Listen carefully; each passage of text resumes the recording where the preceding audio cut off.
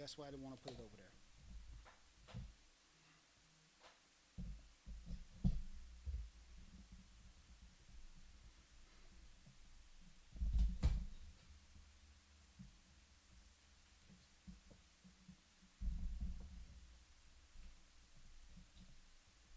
Pull it towards you. Hold the bottom part and pull it towards you.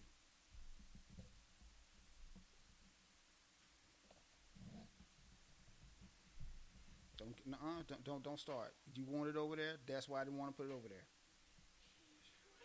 You want it over there.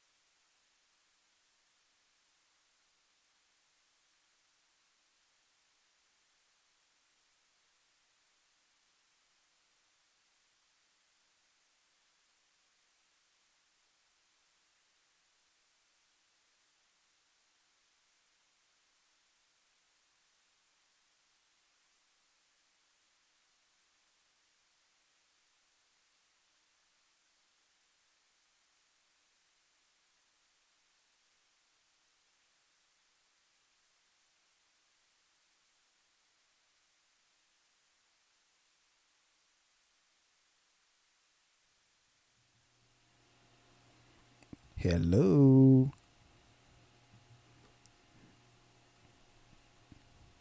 We're back, y'all. Welcome to another episode of Melanated Thought, where we talk about things that affect the black community and beyond. We got a doozy of a show today. I'm Reggie O. And I am Mimi the lady. And what a lovely lady she is. Bomb chicka wow wow. All right. Babe, where do we start? Salutations. How you doing? A good week. Normal scenarios. We got to go on and get into this one. Yeah. It's mind-blowing, and it's also thought-provoking, and it's also make you kind of speechless. So it's a big one. But how was your week? My week was just a week, babe. Nothing really exciting happened. Just work as usual. How was yours, babe? Same thing. Pretty much the same thing. But this week right here, it's going to be a good week. Well, the sad part about it is, okay, we're talking about, for those of you who've been living under a rock for the past, 2 weeks? Well, really, I mean, it was known, but it wasn't really hot until this past Friday when they released the video. Right. That's exactly it. Yeah. That's exactly it. We are talking about Mr. Tyre. What's his last name? Nichols? Mm-hmm. Okay, Mr. Tyre Nichols. For those of you who don't know, he was brutally beat it. What'd you call it? Beaten. Brutally beaten. To death. Literally, man. To death. And I'm going to be completely honest with the listening audience out there. I can't watch it. I tried. I couldn't do it. It took me a while to get through the stuff that his mom was talking about. Because now her son is no longer with us. 5 cops, y'all. Yep. 5 cops. And I guess the reason, this is for me, Melanated Thought, it's hard. We've had many, from all ages, all backgrounds, all everything that this has happened to. But I think the reason that this is taking a toll on me personally is that it was 5 black cops. So now we can't, whatever. I don't think we can use a race card on this one. No. Well, you can, but you can't. I mean, we'll get into it. We can, but we can't. Okay, so we'll talk about that later. But anyway, this episode is called. Hold on, just a second. WTF? Plain and simple. No ifs, ands, buts, and maybe it's about it. And again, I really don't know where to start. There's so many things, so many avenues to take, and there's so much to talk about and to decompress and to unpack here. So in the meantime, I'm going to go ahead and get this music cracking, and we'll talk a little bit deeper about it later on. Nope, wrong song. Sorry, y'all. No, I'm going to keep that one. We need something mellow.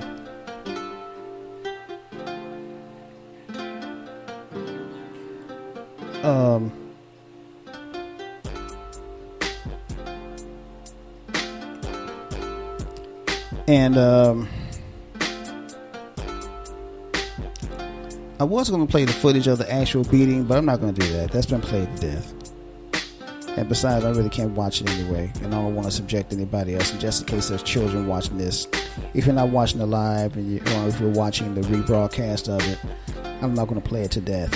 So I guess what I'm going to do right now is get right into the books to read. So give me a minute, and get the Malcolm X splash screen up. Books every black person should read at least once in their lifetime. I only have one book this time, y'all. Just one, believe it or not, because I normally have about 2 or 3. This time I only have one. And that book is called... It's a book that I had on the show before earlier. In the earlier shows, you'll remember this book. It's called Breaking Rank. A top cop's expose of the dark side of American policing, which... written by an ex-cop, Norman Stamper. And he gets down and dirty about it. How cops aren't just the best people on the planet. But we kind of figured that out.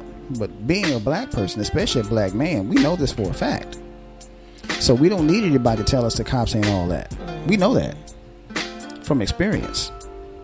And this thing that's going on right now with Mr. Tyre Nichols, rest in peace. I wish his family nothing but the best, but this right here is just one of those situations to where we're just in awe of this whole thing, man. I mean, what more can you add, babe? I mean, like I said earlier, speechless. Yeah. Just no words. Condolences to the family. Of course. Especially his mother, because I'm pretty sure every time she put her draw away. Well, this is my personal opinion. This is just an opinion. I'm assuming that Mr. Nichols was a mama's boy. I'm just guessing. I mean, I'd be the first to admit that I'm a mama's boy. I am. I mean, my mother, my wife would tell you that. So,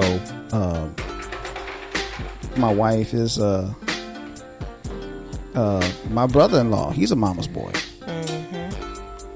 So it's not a bad thing. No, it's not, because they always said the way he treats his mom is how he's going to treat you. Exactly. That's exactly it. So sometimes it's a good thing, sometimes it's a bad thing. But I know if you love your mama to death, I know you don't love me to death somewhere up in there. Exactly. Yeah. So. And I do. Even if she do get on my nerves sometimes, I know I get on hers. Nerves? I don't get on nobody's nerves, okay? But anyway, all jokes aside, y'all, this is what we're talking about today. We were going to have another subject, but we'll touch on that just a little bit today, so that way we won't just beat a dead horse. We'll break it up just a little bit, but that's the main subject of the show. Anyway, that's the book, Breaking Rank by Mr. Norm Stamper, and that's the only book that I have. Now, let's get back to my favorite section of the show, the one that my wife created. It's called Bold Words of a Black Woman. What you got, babe? I was trying to find something that would segue into the show topic today, and the only word that I can think of was anger. Yeah. And one of my most prolific artists is Toni Morrison, and she made a quote saying, quote, "Anger. It's a paralyzing emotion. You can't get anything done. people sort of think it's an interesting, passionate, and igniting feeling. I don't think it's any of that. It's helplessness. Right. It's absence of control. And I need all of my skills, all of the control, all of my powers. And anger doesn't provide any of that. I have no use for it whatsoever. I live my life. I try to live my life. I try not to be angry. I know some things happen in this world where if you had a nail, you would probably drive into somebody's eyeball. I've been there. I've thought about it. Yeah. We all been there. And the reason why I chose this one, because, like I said, to segue into today's show topic, it had to be some type of anger that those men showed physically upon this young man. There had to be anger. That cannot be, I'm just doing my job for the day. Nah. So with that being said, we're just going to say anger. Everybody gets angry. Everybody has anger. Mm-hmm. That's a given. Yeah, it's a human trait. But I guess you'll know how to either dissolve it or utilize it for good, not for bad. So with that, I'm going to leave that quote like that. Thank you, Miss Toni Morrison. Yes, indeed. Let's go ahead and give her some applause. And she said that back in 1987. Yeah. Right, yeah. right. Under normal circumstances, after we do the bold words from a black woman, we have current events, but this is a current event. Yeah, this pretty much what was on all weekend. Pretty much, yeah. Friday, so yeah, pretty much, man. So, and like I said, let's go ahead and get into it, babe. Let me go ahead and put this splash screen back up. Give me a few seconds. There we go. Man, again, I'm speechless. I really don't know what to say. I have no words. None.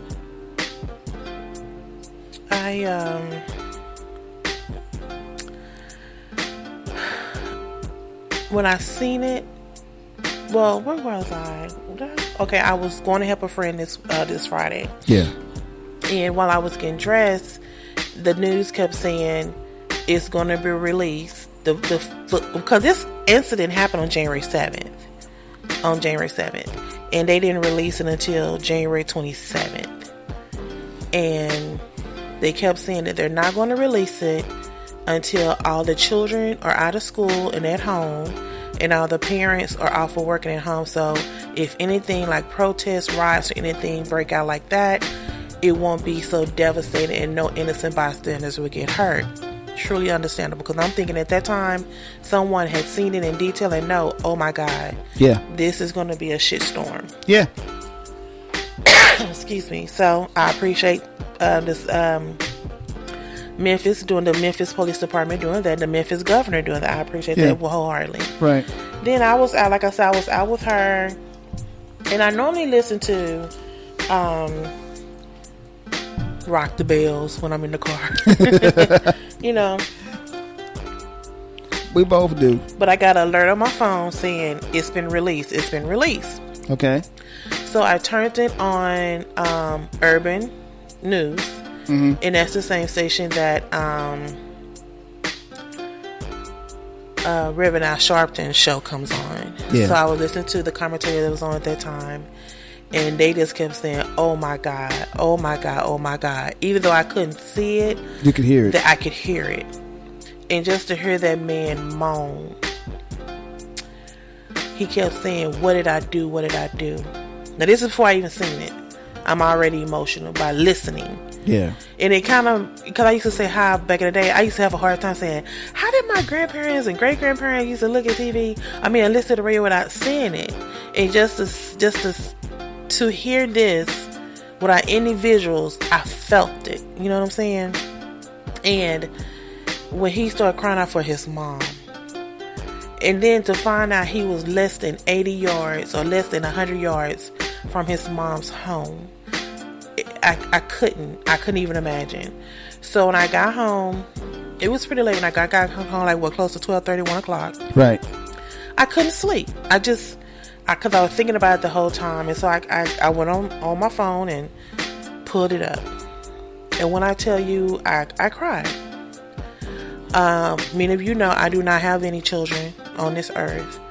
But when I tell you, if I did, I can only sympathize with what she's going through, his mother. to know that her child was less than 80 yards from her home and he was beaten to death. And then to hear him call out for her. And I was listening the other day, not ever since this happened, I've been listening to different podcasts and, reading, going to different news feeds and things. And one of the young ladies said that that's one thing for certain. When you get in a bind, people yell out for mother. They yell out for their mom. Because they know when mom find out, she going to come quick, fast, and hurry, and she going to make it okay. And she said, if I would have known, I would have been, she said, but I didn't know. But when she got the phone, I think you told when she got the phone call, they said your son had been arrested for drunk driving. And there's no way. There's no way. Because like she said he had woke up that morning. Yeah. And he was like, Mom, what you going to do today? She said, well, I think I'm going to make your favorite meal. Some chicken, sesame seed chicken. Yeah. He like, okay. So he went to work. And he was on his way home from work.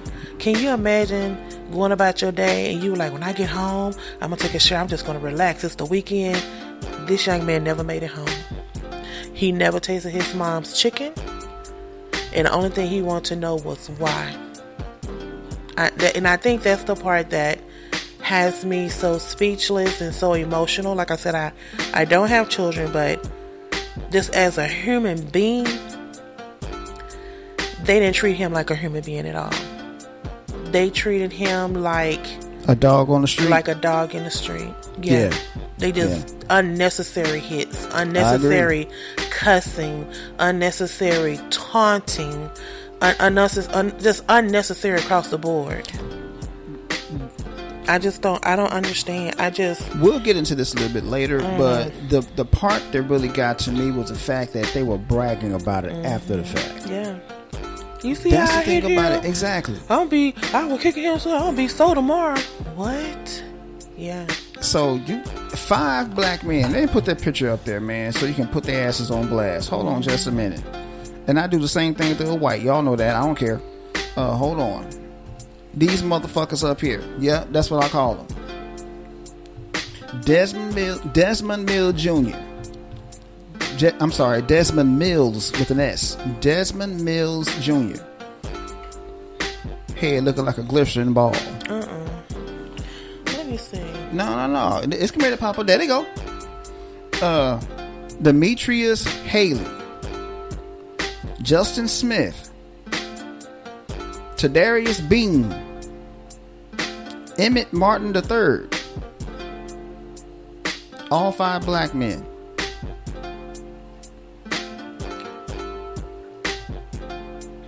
All 5 black men. Think about that, babe.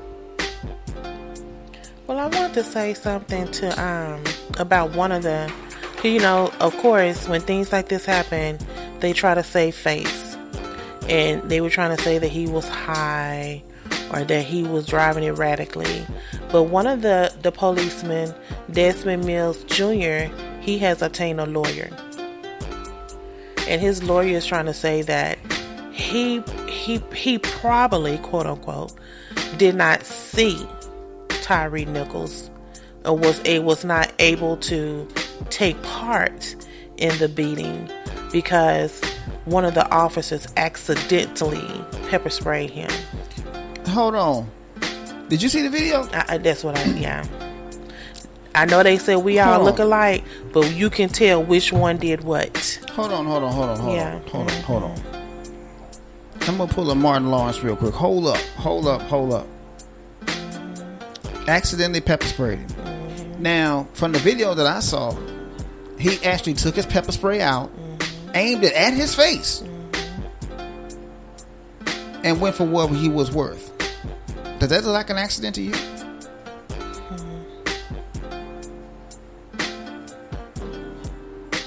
Because remember I told you that 4 of them was there, and then one of them drove up late?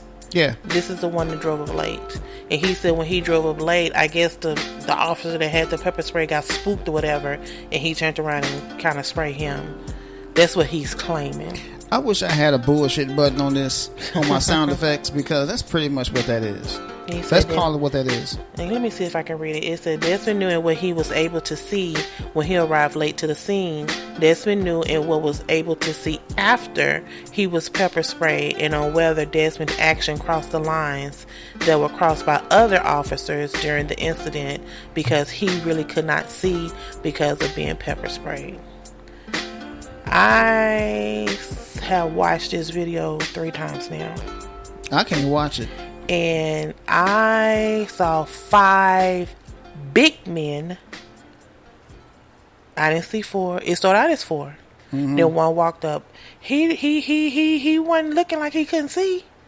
His feet was landing. His hands were landing. If you can't see, you're hitting air. Thank you. You're not connecting. Now, I'm going to go ahead and say this. For those of you who have known me any length of time, you know I'm a martial artist. Been doing martial arts for a very long time. Mm-hmm. If I'm striking, if I'm trying to hit somebody, I'm looking at my target. Mm-hmm. Plain and simple. It's the same deal with a boxer, same deal with a wrestler, same deal with a street fighter. When you are swinging at a target. You're not going to say, oh, I can't see. Right. Because if you can't see, you can't fight, correct? That's right. I mean, I'm just saying, I thought I was missing something. But yeah, since you said that, yeah. So if he couldn't see, from what I saw, he could see pretty good. Because those licks were definitely landed. Let me say this. Allegedly. He couldn't see allegedly. Allegedly my ass. Yeah. And then there was another one. That was Desmond. That's what his lawyer trying to claim, that he couldn't see because he got pepper sprayed inadvertently. That's bullshit. And then there was 2 other cops that was hired after the fact when they formed this Scorpion unit. I can't believe they're not Scorpion. Yeah. To Darius Bean and Demetrius Haley. They said they joined this department in 2020, and that, they was pretty much following protocol, and just thought that's what they were supposed to do. Just thought they were supposed to handle a traffic stop. So you handle a traffic stop by beating somebody to death? I knew, this just me talking, when they pulled him over and he asked, what did I do? They grabbed him and dragged him out the car. First mistake. When they got him out, and he kept saying, what I'm doing. They kept saying, turn over. So the guy got his taser and tried to tase him. When he was reaching for it, he got up and took off running. Because he was not that far from home, so he was trying to run home. Yeah. When they caught him, when they kicked him in his head, I said, he gone. Even though he was still, you can tell he was fighting to breathe. He was fighting to get an understanding. But when they kicked him in his head, and the side of his head just like it swelled up immediately, I said, he gonna be having headaches for the rest of his life. It kind of reminded me of Rodney King. Yeah. It reminded me of Rodney King. And then they just kept pepper spraying him and hitting him and kicking him. And I'm like, now did they get angry because he took off running from them? Even if he did, that's a horse of another color. You use your taser, you got him down, he's down. Then you put him in handcuffs, and then you commence to whooping his ass even more. That's what makes me think you're a coward, because his hands are behind him. He couldn't defend himself. So all 5 of y'all was pretty much sucker punching him. Pretty much. Because he couldn't his hands was behind his back. Yeah, I saw that. When I saw that his hands were behind his back, and you could see it clearly in the video. He was handcuffed from the back. Yep. So he was pretty much defenseless. He couldn't fight off anybody.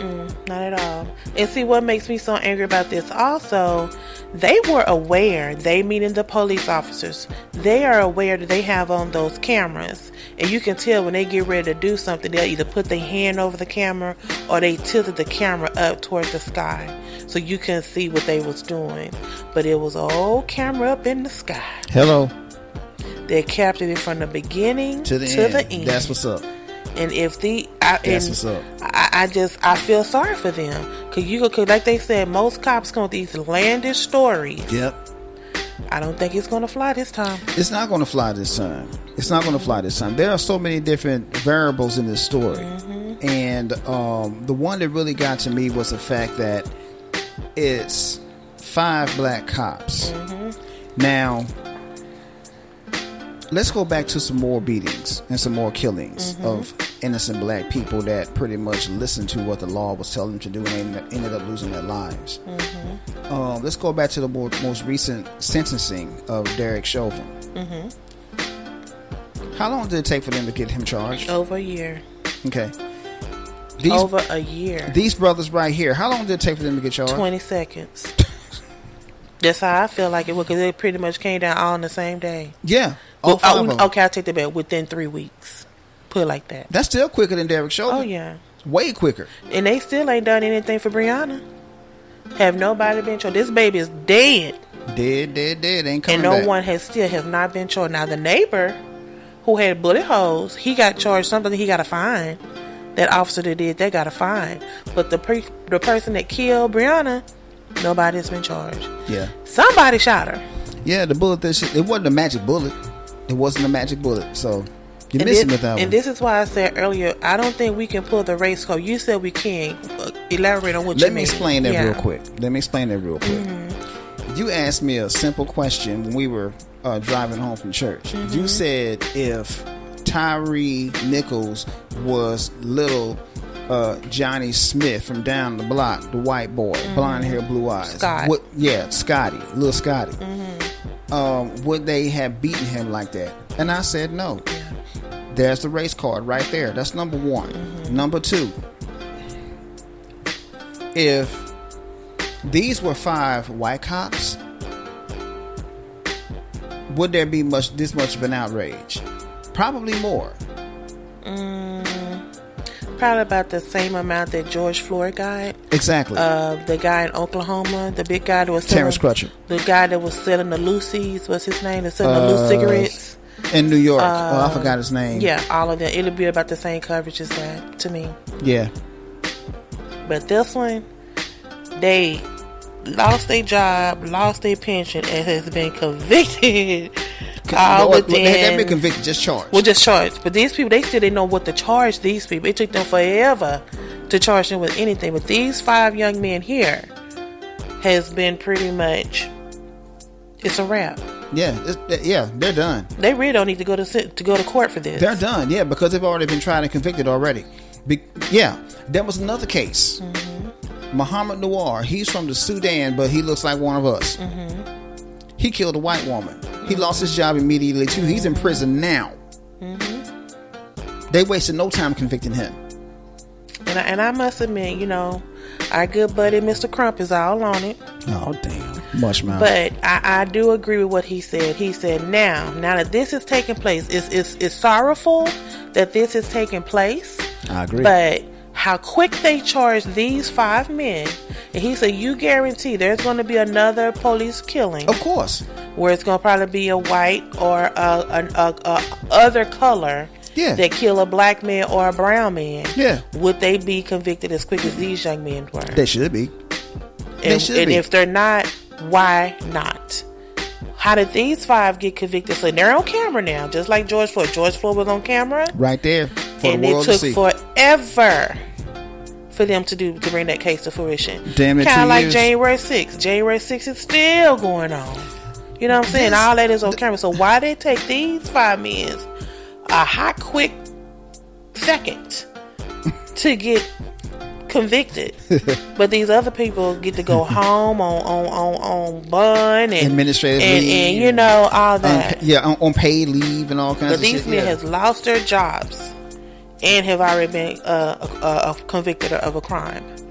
And their pension, don't forget about their pension. They lost everything. They lost all the benefits. So while they're riding away in jail, their family's going to be asked out. Of course. And that's sad. That's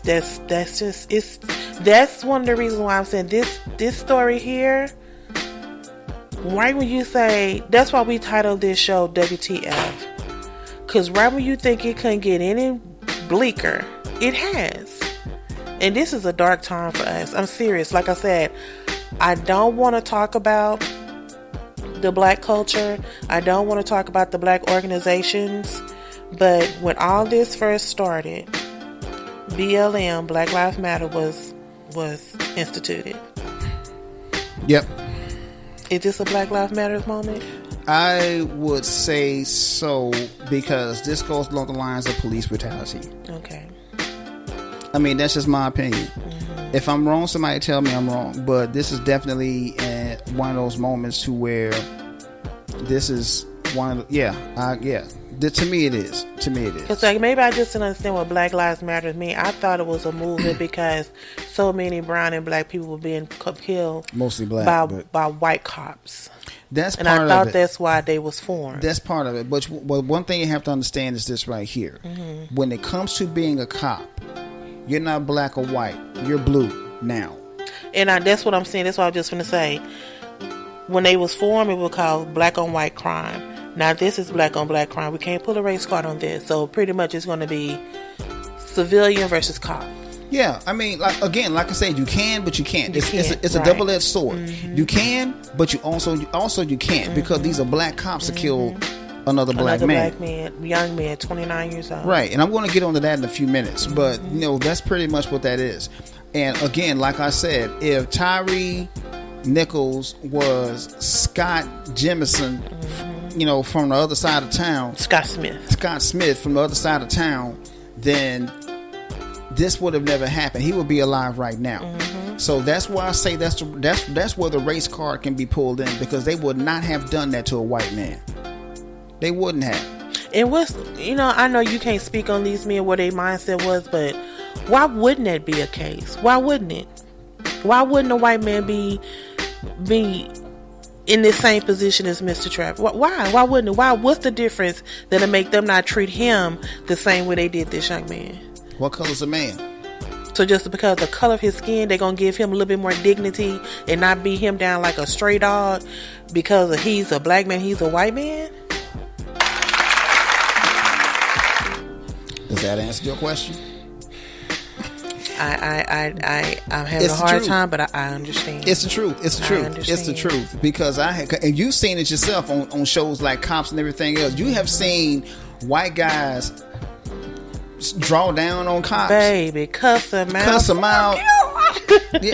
motherfuckers out. Call them out their names. Spit on them. Everything. Yeah. Swing on them. They still alive. They are. Yeah. They're put in jail, but they're still alive. I hate to say this, y'all. I'm gonna go ahead and throw this in if I forget. I don't think this is about a traffic stop. I don't think it was either. I think either he was missing somebody later. I hate to put that on us women, but most people, when they get this angry, it's about something deeper than Mike is in here. Hey, Michael. Mike said, why does it take 5 cops to handle one person as talented and highly trained as police officers are? Right. That's a good question, Mike. Absolutely. That's a really good question. Mm-hmm. So, with that said, man, I don't know, Mike. That's a good question. Mm-hmm. That's a really good question. It's sad. It's really sad because it took those guys. And that's why I say it's cowardly. Cause I'm thinking if they didn't have all of them putting their weight on him, and then when they handcuff him, I think he would have got a couple of licks in. I think he would have got a couple of licks in. Even though I know that's not wrong either. You're not supposed to swing on your cops that's supposed to serve and protect you. But if you feel like you're getting mistreated, you're going to try to defend yourself. Of course.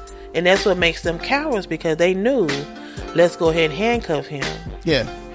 And I think everybody that was there, the 5 cops need to be charged. The 2 sheriffs that drove up need to be charged. Everybody's the paramedics who came and just stood there for over 23 minutes and just had that man sitting on the ground, not trying to give him no aid or anything. They need to be charged as well. I agree with you on that. I hope, and I must say this too. I'm gonna reiterate again. I don't have any children on this earth, but his mother is calling for peace and calmness right now. I don't know. I don't know. Well, you know my view on that. I don't know. I don't know. You know my view on that. So let me ask you a question, babe. I mean, this is just me and you talking here. And I asked you this question before. I just want you to say it for the listening audience. Let's just say, hypothetically speaking, I'm driving down the street. I get stopped by the police. I get arrested. And for some reason, for whatever reason, I get beat down for whatever reason. they come knocking on your door and tell you, we got your husband in jail right now. Well, he's in the hospital right now, but he's under arrest for drunk driving. Mm-hmm. Would you believe that? No. Unless somebody don't slip you a roofie or something. No, because that's not your character. You don't drink like that. Exactly. And a mother knows her child. Yeah. And when they called her and told her that, she was like, who? Not my child. Mm-hmm. My son don't drink like that. I don't know. It's heart-wrenching. It's just, and here's another grown man calling out for his mother. And you know how that lady must feel to hear this on tape and she wasn't able to save her child? Man, I'm just going to be honest with you. I tell people all the time, you know, and we talked about this earlier on the show. There's nothing wrong with being a mama's boy. Absolutely nothing not. at all. Mm-hmm. I'm a mama's boy. Mm-hmm. So it's no big deal. But George Floyd did the same thing. George Floyd did the same thing. He was calling for his mother when he was being suffocated to death. Right. Now, I'm just going to be completely honest with you. If that were me, I will probably call out for my mother too. Either that or call out for you. Excuse me. Absolutely. One of the two. Mm-hmm. But that being said, and I agree with you on one thing you said. You said this might have been a hit piece. I agree with you. It just don't seem like nothing adds up. A police stop? This is a routine traffic stop. Right. This is a routine traffic stop. Mike admitted he's a mama's boy too. Hey, brother, we're in the same boat. Yes, we know. Yes, we know that. Yes, everybody know that, Michael. Yeah, but like I said earlier too, it just shows you how you treat your mother, how you gonna treat your mate, and I mean, that's a given. Exactly. So, Exactly. So you know, I think I might get mom on the phone later on if she's up. Yeah. But still, you know, that would be. I don't know, man. Like I said, I'm still kind of at awe of what happened. And like I said, I have too many questions. Speak on it though. And Mike, if you can put in the chat too how you felt when you first felt. What was your first emotion? What was your first thought? Because I know we just went through the George Floyd. We just went to Philando Castile. We just went to I forget the man that was selling the Lucy's, and he was out. Several people have said, "I can't breathe. I can't breathe."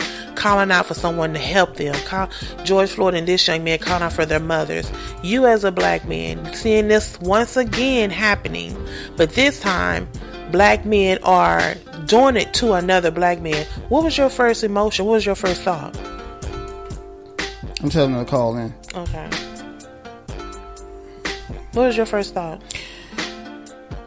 Here we go again. Yeah. That's why I said WT not again. Not again. But then what makes this one so heart-wrenching is that who did it? Who did it? That's the one thing that got to me. This is, you got 5 black men that took out 1 black man. Why did they do that? And that's my biggest question is why? That's my biggest question. Why did you do this to this young man? Right. They can't even give it. They don't even have an answer for that. I bet they don't have an answer for that. And I don't think anyone has even. Has anyone sat down and like interviewed or questioned the officers? That's a good. I don't think so. I don't think so. That's odd. I don't think so. That's really odd. Because we're all just speculating and we're all trying to make some kind of sense out of this, but we really don't know. Of course we know, like I said, even on the recording, you can see they were like, "What's wrong with you? What you take? Are you high? Are you high?" You know, it's like they were trying to make it seem like, I saw some. We got Mike. Okay.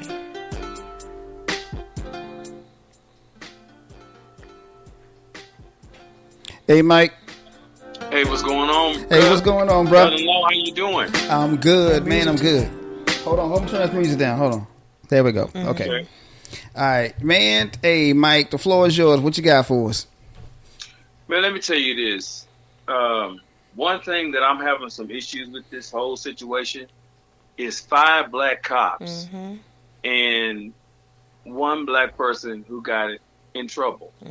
Okay. How are we going to talk about our lives matter when you got people who are supposed to be upholding the law and serving the community after all that's been happening, you know, with these police officers, when a lot of this stuff, when these cops were going around killing folks, people were retaliating and started killing cops. Right. As you remember. Oh, See, yes.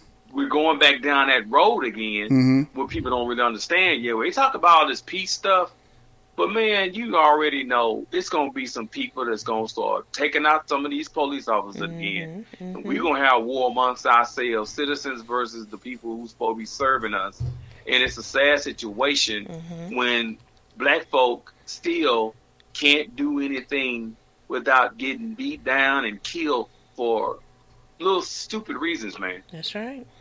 I agree with you, Mike. It breaks my heart as a black man to see and hear how other black men, no one de-escalated that thing and said, man, that's enough. You know, I think this dude learned this lesson. Like I said, these cops, no matter what color they are trained highly, man. We got people, as you know, at our congregation who are police officers. Yeah.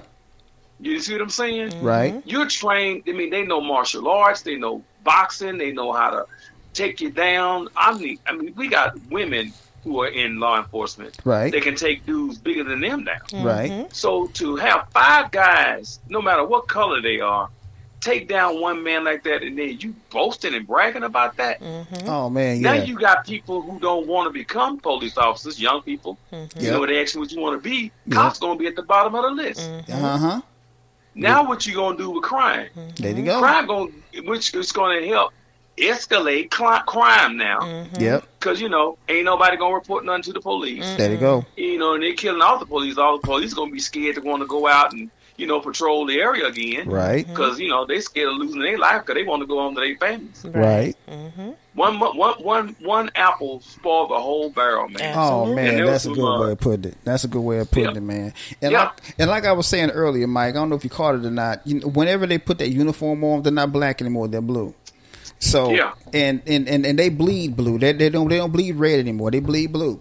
And to have those cops come out there, and you know, Mike, I'm a martial artist myself. You know, with your hands tied behind your back, you can't do jack.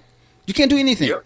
He couldn't defend himself, and these guys, 5 of them, mind you, beat him like he owed them money. Yeah. So, I mean, and I'm like you, Mike, I'm still kind of pissed off about the situation because of the fact that they are black men doing this to another black man. Right. That's the main thing that got to me. Let me say this, Reggie. Okay. What do you think white people are going to say about this thing now? You know what? We was getting ready to get to that. Going to say about this? That was the next thing. Now, you all sitting around here downrating us and these white cops and these white racists and all this other stuff. Here, your own people doing the same crap we doing. Exactly. You know, I can tell you. I can tell you what they're getting ready to do, Mike. Look like fools, man. Mike, I'm telling you what's getting ready to happen. What they're doing, they just sitting back and saying, "See, I told you." Exactly. That's exactly what they're doing. What they're saying. Yep. I don't care what nobody say. Man, these white folks is going to point the finger and they're going to laugh. That's exactly what they're doing. Because you a bunch of hypocrites. There you go. You talk about your Black Lives Matter? No, man, come on. Good point. Very good point. That's your Black Lives don't mean nothing, man. They don't even give you long prison sentence because they kill you nowadays. That's true. That's very true. So what makes you think that? Exactly, man. Come on. It's heartbreaking, Rich. I agree. And us as black men, we got to start fearing even deeper for our own lives. I agree with you on that one. But see, the thing is, they normally say, well, the reason why we did them like that because they weren't complying. This young man was complying. So what happened? He was complying. What happened? Why is he dead now? Good question. And he's not the only one. That's a good question. And he's not the only one because the guy from Tulsa, Oklahoma, Terrence Crutcher, he was doing exactly what he was told, hands up and everything. Next thing you know, they put 2 hot ones in him. Yep. Exactly. Now, how do you? Why you want to do that? I'm still just dumbfounded, and I don't care how things are trying to improve. Reggie and Michelle, how is it that my skin color is so negative Right.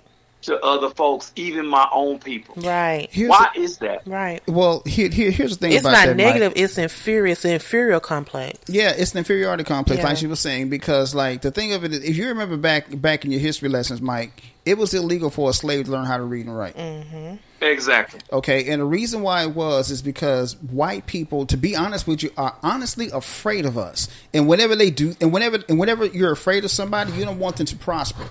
And so they will have anything in place to make sure that you don't prosper. And they will. And then the best way to kill a snake is to put your own snake inside the nest, so they snake and kill those other snakes. And that's that's exactly what's going on right now. You got those vetted black people that will sell their own mama out to get a pound of hair from the white man. Oh my goodness. Yeah. It's I mean, even just who listen to this show, call in. Look at his phone.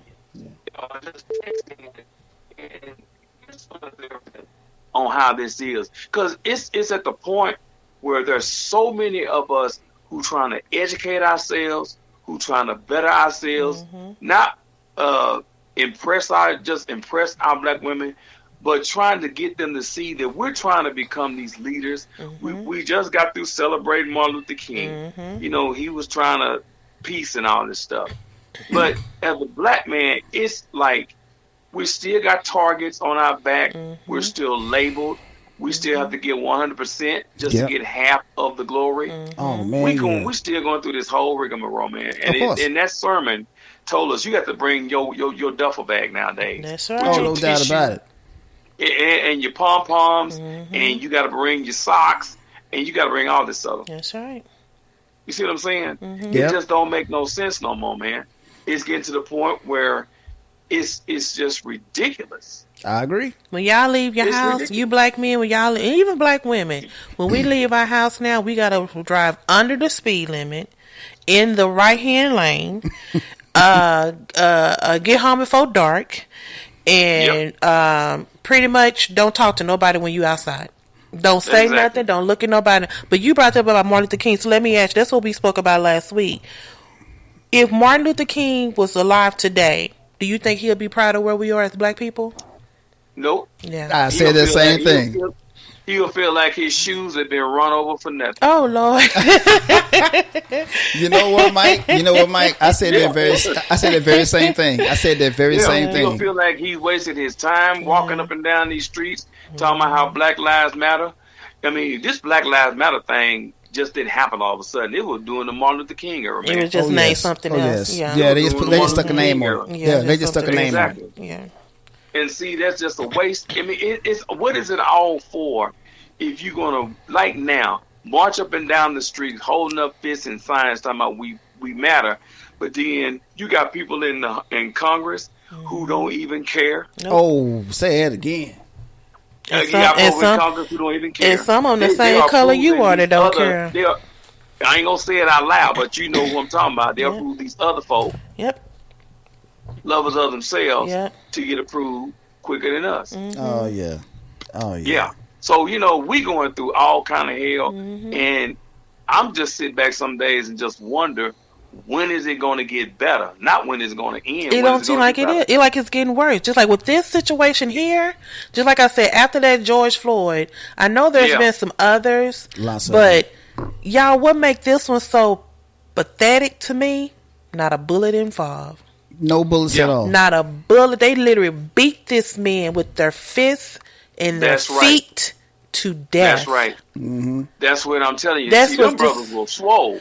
Yeah. They have muscle. Yeah. And police officers, every police officer I've known, they thick, they cut. Right.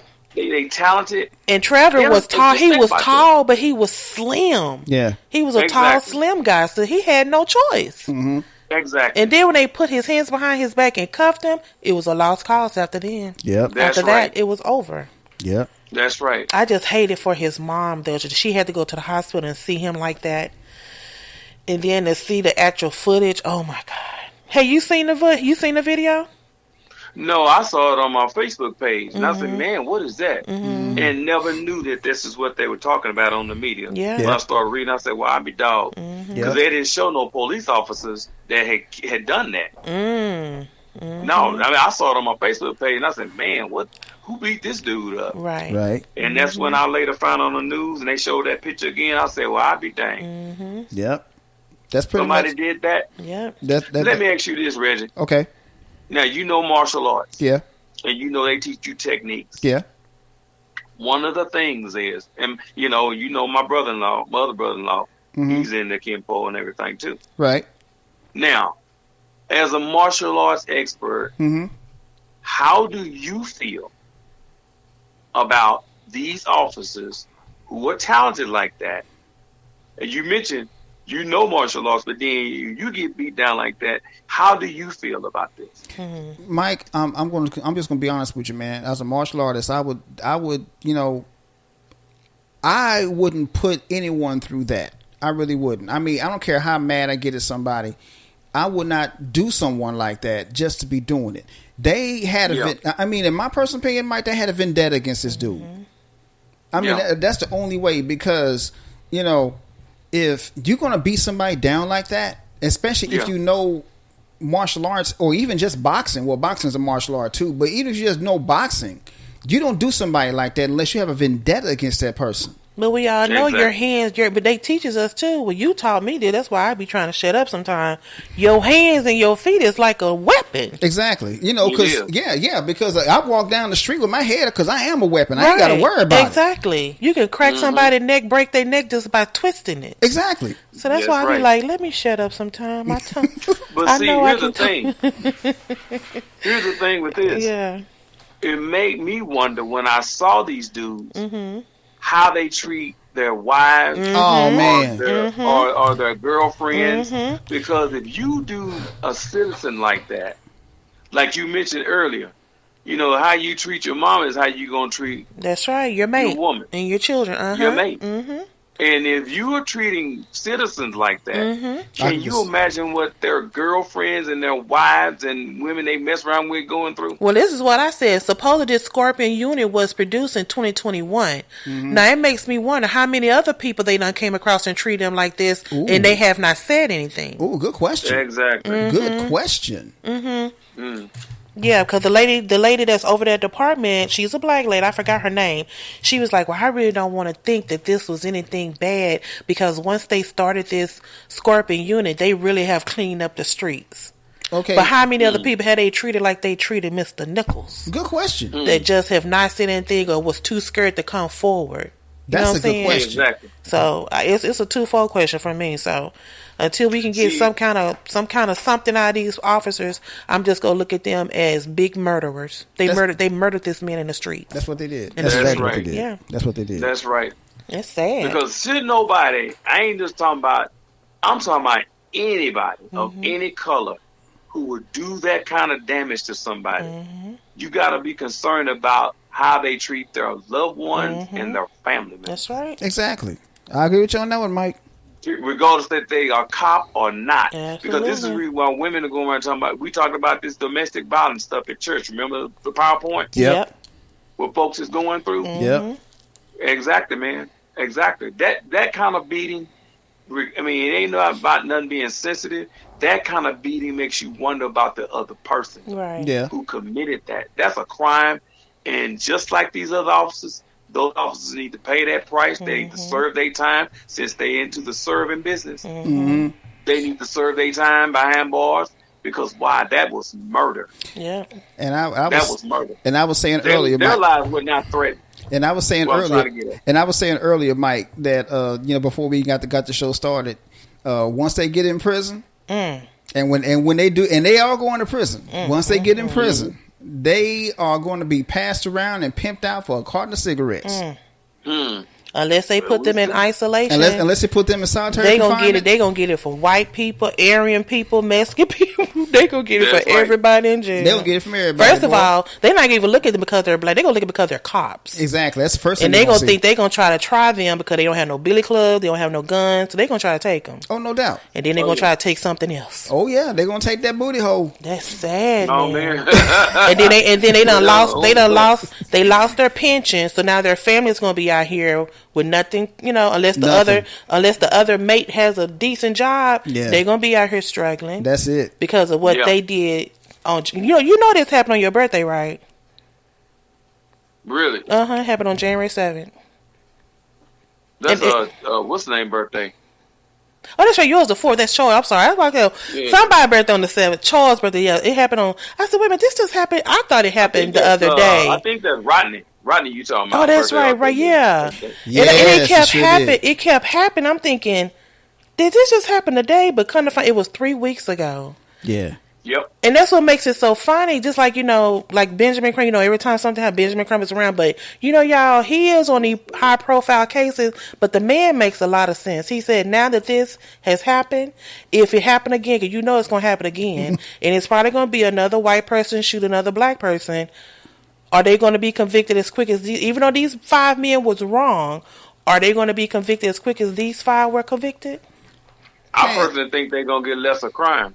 You know what? That's wow! You said lesser? That's If another white cop shoot a black person, they probably gonna get a lesser crime because right now, as you know, that dude that killed the Ariana, yes, they trying to get that lawyer. His lawyers are trying to get him a retrial. A Tatiana, yeah. That's the time, yeah.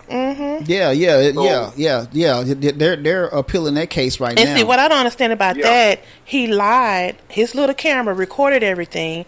His own partner said he didn't say it. So what are you trying to get a lesser crime for? I'm telling you, why? Man. I keep saying it. You're on film, sir. I keep saying it. It don't matter, Michelle. I keep saying it. He got the complexion with the connection for the protection. But this baby is gone. Right. She not coming back. It don't matter. So why you get to go to Club Fed? It don't matter. That's not fair. It don't matter. Only thing he did, I'm gonna go ahead and say it right now. He killed a nigga, and that's the only thing. And that's the only thing they see. That's it. That's right. That's it. And then, like with him, it took almost over a year to get convicted. These 5 men were convicted, seemed like in 20 seconds. Yep. So what's the difference? So I guess it is the color of the skin. Now they didn't get convicted. They just got charged. But you the charge, same thing. They going. They gonna go. I know they gonna get convicted. And I doubt if they have a long sentence court hearing like these, like January 6th. January 6th is still going on. And they ain't put nobody in jail yet. You know what I'm saying? Maybe a handful of people. Let me ask you this. Now, Ariana was educated. Yeah. She was intelligent. Right. She was smart. Yep. Oh my God. How do y'all feel? Because you say he killed another nigga. Yep. But how do you feel? No matter what you do, that's all they see you as. That's what they see a lot of us as. We talked about that. Y'all talked about that in another they don't care how many degrees. Being educated. They don't care how many degrees you have. They don't have how many letters behind your name. They don't care. They, like you just said earlier, they see the color of your skin. That's a joke. That's an old joke. That's an old joke. Yeah, see, there's an old joke that white people used to tell amongst themselves. They said, "What do you call a nigga with a college degree? You call him a nigga. They don't call him nothing else but a nigga. That's a joke. He's still a nigga. Because here I am. I'm sitting across a woman with, 2 degrees? She got 2 degrees. I got 1. You got a degree, Mike. They don't care. They don't care about your wife has a degree. So, we, they don't give a damn about us having all these degrees because the only thing they see is 4 niggas. Yeah. That's right. That's all they like in that movie Passing we was looking at. That movie is so disgusting to me. Yeah. Because in the end, he thought she was white. Loving on her, giving her anything she wanted. Soon he found out she had a drop of black blood in her. He commenced to try to cuss her out, call her a nigga. Exactly. And then hit her. What you hit me for? For real? You know what I'm saying? So it's like, it's just the color of your skin. It don't matter. It does not matter. It don't matter. And that's what's sickening. You mean to tell me that my skin color infuriates you or make you so nervous? Cause like we were looking at a movie last night called Little John. Night John. And we also saw the new Will Smith movie, Emancipation. And the way they used to treat slaves, just because I just, it's heart-wrenching to see what we went through just because this person had a whip in their hand or this person had a gun in their hand and they felt superior over us. They didn't want us to learn how to read because they felt like if we learned how to read, we were going to be free. It's sickening. And if you think about it now, in essence, we're still living in slavery time. Yeah, we're doing a little bit better, but not much. Not much. And it's sad. It's really, really sad. Well, do you think we still in the slave mentality? Absolutely. Because it's like you can't get further, you can't do nothing. They try to stagnate you in certain things, especially like on your job. You've been there 15, 20 years, they bring somebody there over you. How is that? Hold on, Mike, I disconnected you. That's crazy. There we go. Can you hear me? I'm still here. Okay, yeah. And that's crazy. Like, you can be on your job 15, 20 years. They'll still bring somebody in there over you. Or like as a woman, I'm doing the same job as you're doing as a man, but I'm getting paid 76 cents on the dollar where you getting your whole dollar. It shouldn't matter what my sex is. It should matter that I'm doing the job the same way or the same potential that you're doing it. So yeah, I do. I think in essence, we as women are getting still in the slave trade, and you as black men are still in the slave trade. You can have a cohort at work, probably don't have no degree. You have a degree. He probably got his position because of his daddy played golf with Mr. John. And Mr. John said, okay, well, tell him to come on down here and get a job. He come in there and don't do half the job that you do. You probably get paid more than you do. That's slave mentality. Mm-hmm. So we are still in the slave mentality in the 20th century. Oh, yeah. So what does that tell you? Mm-hmm. This is what I'm saying. That's why I asked you, what do you think Malcolm X and Martin Luther King and all those brothers who stomped across the bridges and had their little alligator shoes on, and their suits on, walking and protesting and singing and trying to get a better way for black people, and it's like we barely have moved the needle. The needle probably don't move. I mean, yeah, I know we got a couple of black billionaires. I know we have some millionaires that are black, mostly entertainers and athletes. We do have some that did it the right way. You know, we do have a couple that probably created some product or have some nice big business, but we don't have too many. I got to answer. What does that mean? We have black billionaires and millionaires, and still ain't nothing getting done. Exactly. For a purpose, like we did this one time on the podcast. This man is a millionaire. He's an awesome basketball. Yes, he's an athlete, but he put in his time and he put in his craft. Look how they treated Tyre. Look how they treating Kanye. Now y'all know when Kanye first CD came out, that was bad. Oh yeah, no doubt. That boy he was talented.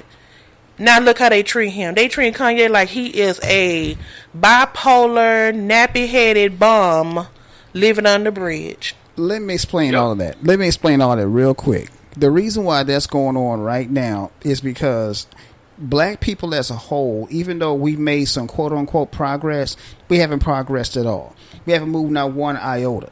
Because you have to understand something. When you're in the foot race and you give somebody a head start, you already know who's going to win.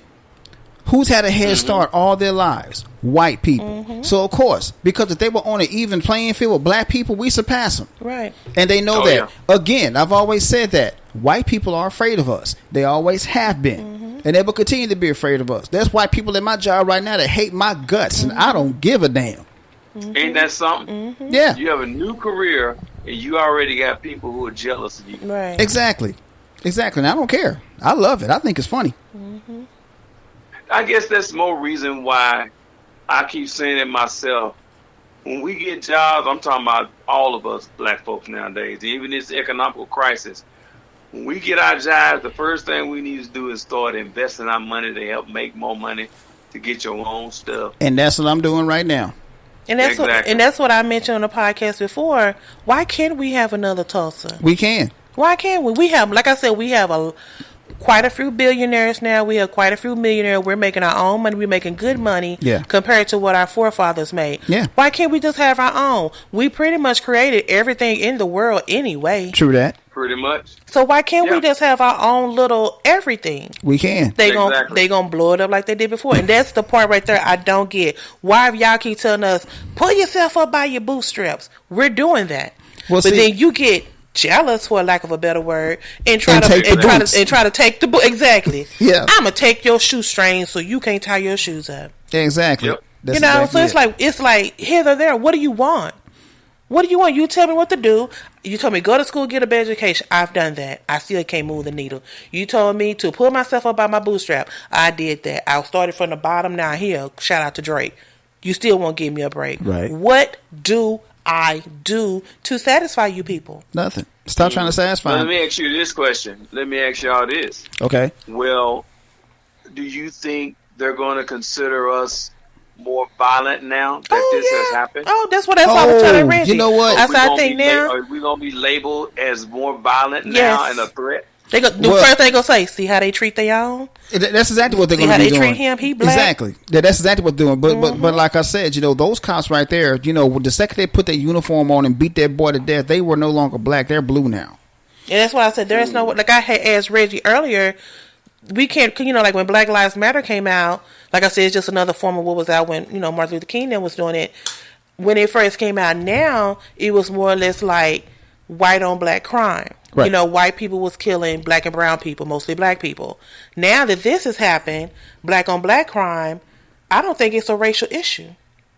It's more or less like a cop issue. So then I asked myself, is this the way they're training them how to treat civilians in the street? No, just black ones. Exactly. And that's when I come back and say, I don't think so. Everybody keeps saying all bad cops. There's not all cops not bad cops. And that's true. True that. So in this essence, I think this is personal. I agree. And I think that they need to answer for it. I agree with you. But don't want nobody to know the truth because the other party that knows is gone. Because I'm pretty sure all five of them gonna get their little so-called story together, and it's gonna be the same. So it's gonna be a one-sided story. That's why I'm saying I don't think these guys gonna do that much time. I agree with you. I don't think they're gonna do that much time. They probably gonna get charged second degree. I'd like to know what really escalated. Exactly. That's what I'm saying. And we won't know. We won't know because the other party is gone. That beat down, but I had no traffic stop. That's right. Yeah. And then they try to say he was high. They say he was high. They say he was drunk. They say he was driving erratic. Okay, come on now. Was he doing all three? He didn't look like he was drunk when they pulled him out the car. He didn't. He didn't stumble or nothing. Nope. Yeah. Not at all. So that's what I can't understand, because if you were drunk, there's no way you gonna get out the car and tell me what I do. You ain't gonna take out running like that. This man was running straight. He was running straight, boy. He was drunk. That's right. He was running straight for his life. He was running. Somebody lying, man. That's what I'm saying. And we will never know the truth because he's gone. No, yeah. He's gone. Yeah. They're getting their stories together right now. They're getting the stories together right now. Let's just say he was drunk, but they're going to say that he was drunk, he was acting erratic, and that's why they had to beat him the way they did. And even if they do get some time, first of all, they're going to take into account their police officers. Yep. They serve and protect. Yep. I think they all been on the force for over 5 years. Yep. So they're going to do them just like they did this white police in the Tatiana case. Yep. And I think the only reason why they gave him 10 years is because they knew if they didn't give that man something, they were going to turn Fort Worth, Texas up. You ain't lying. They were going to burn it down just like they did L.A. with Rodney King. Yep.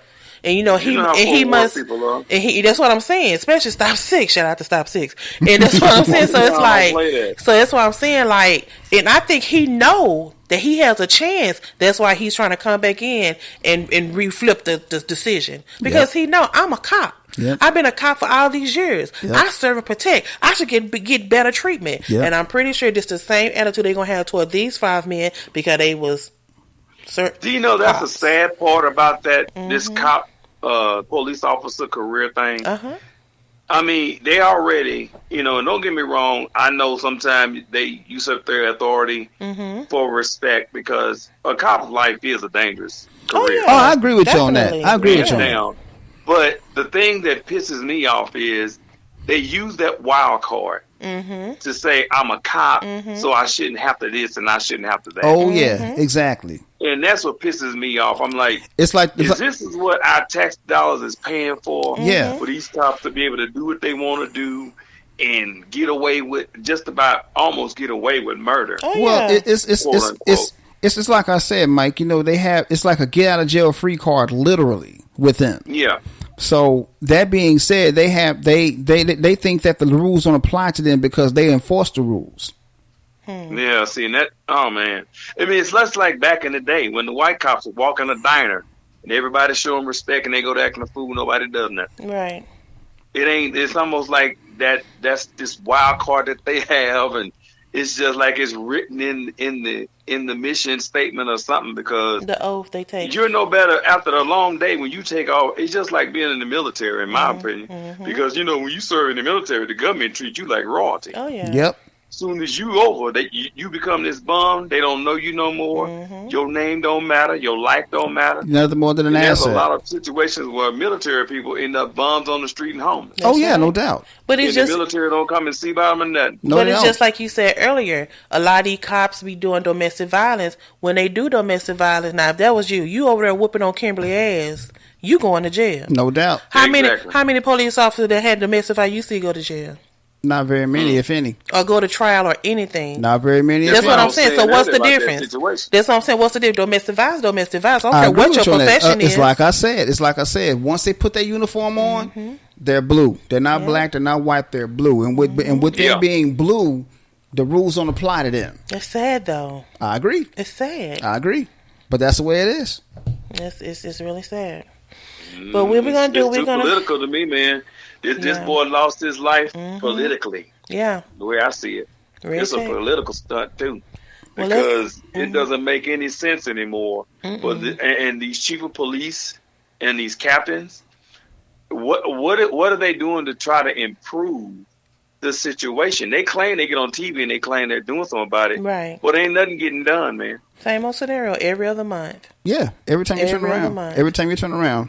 It's always a situation like that. Yep. But I guess this time, this one made national news because it was black on black.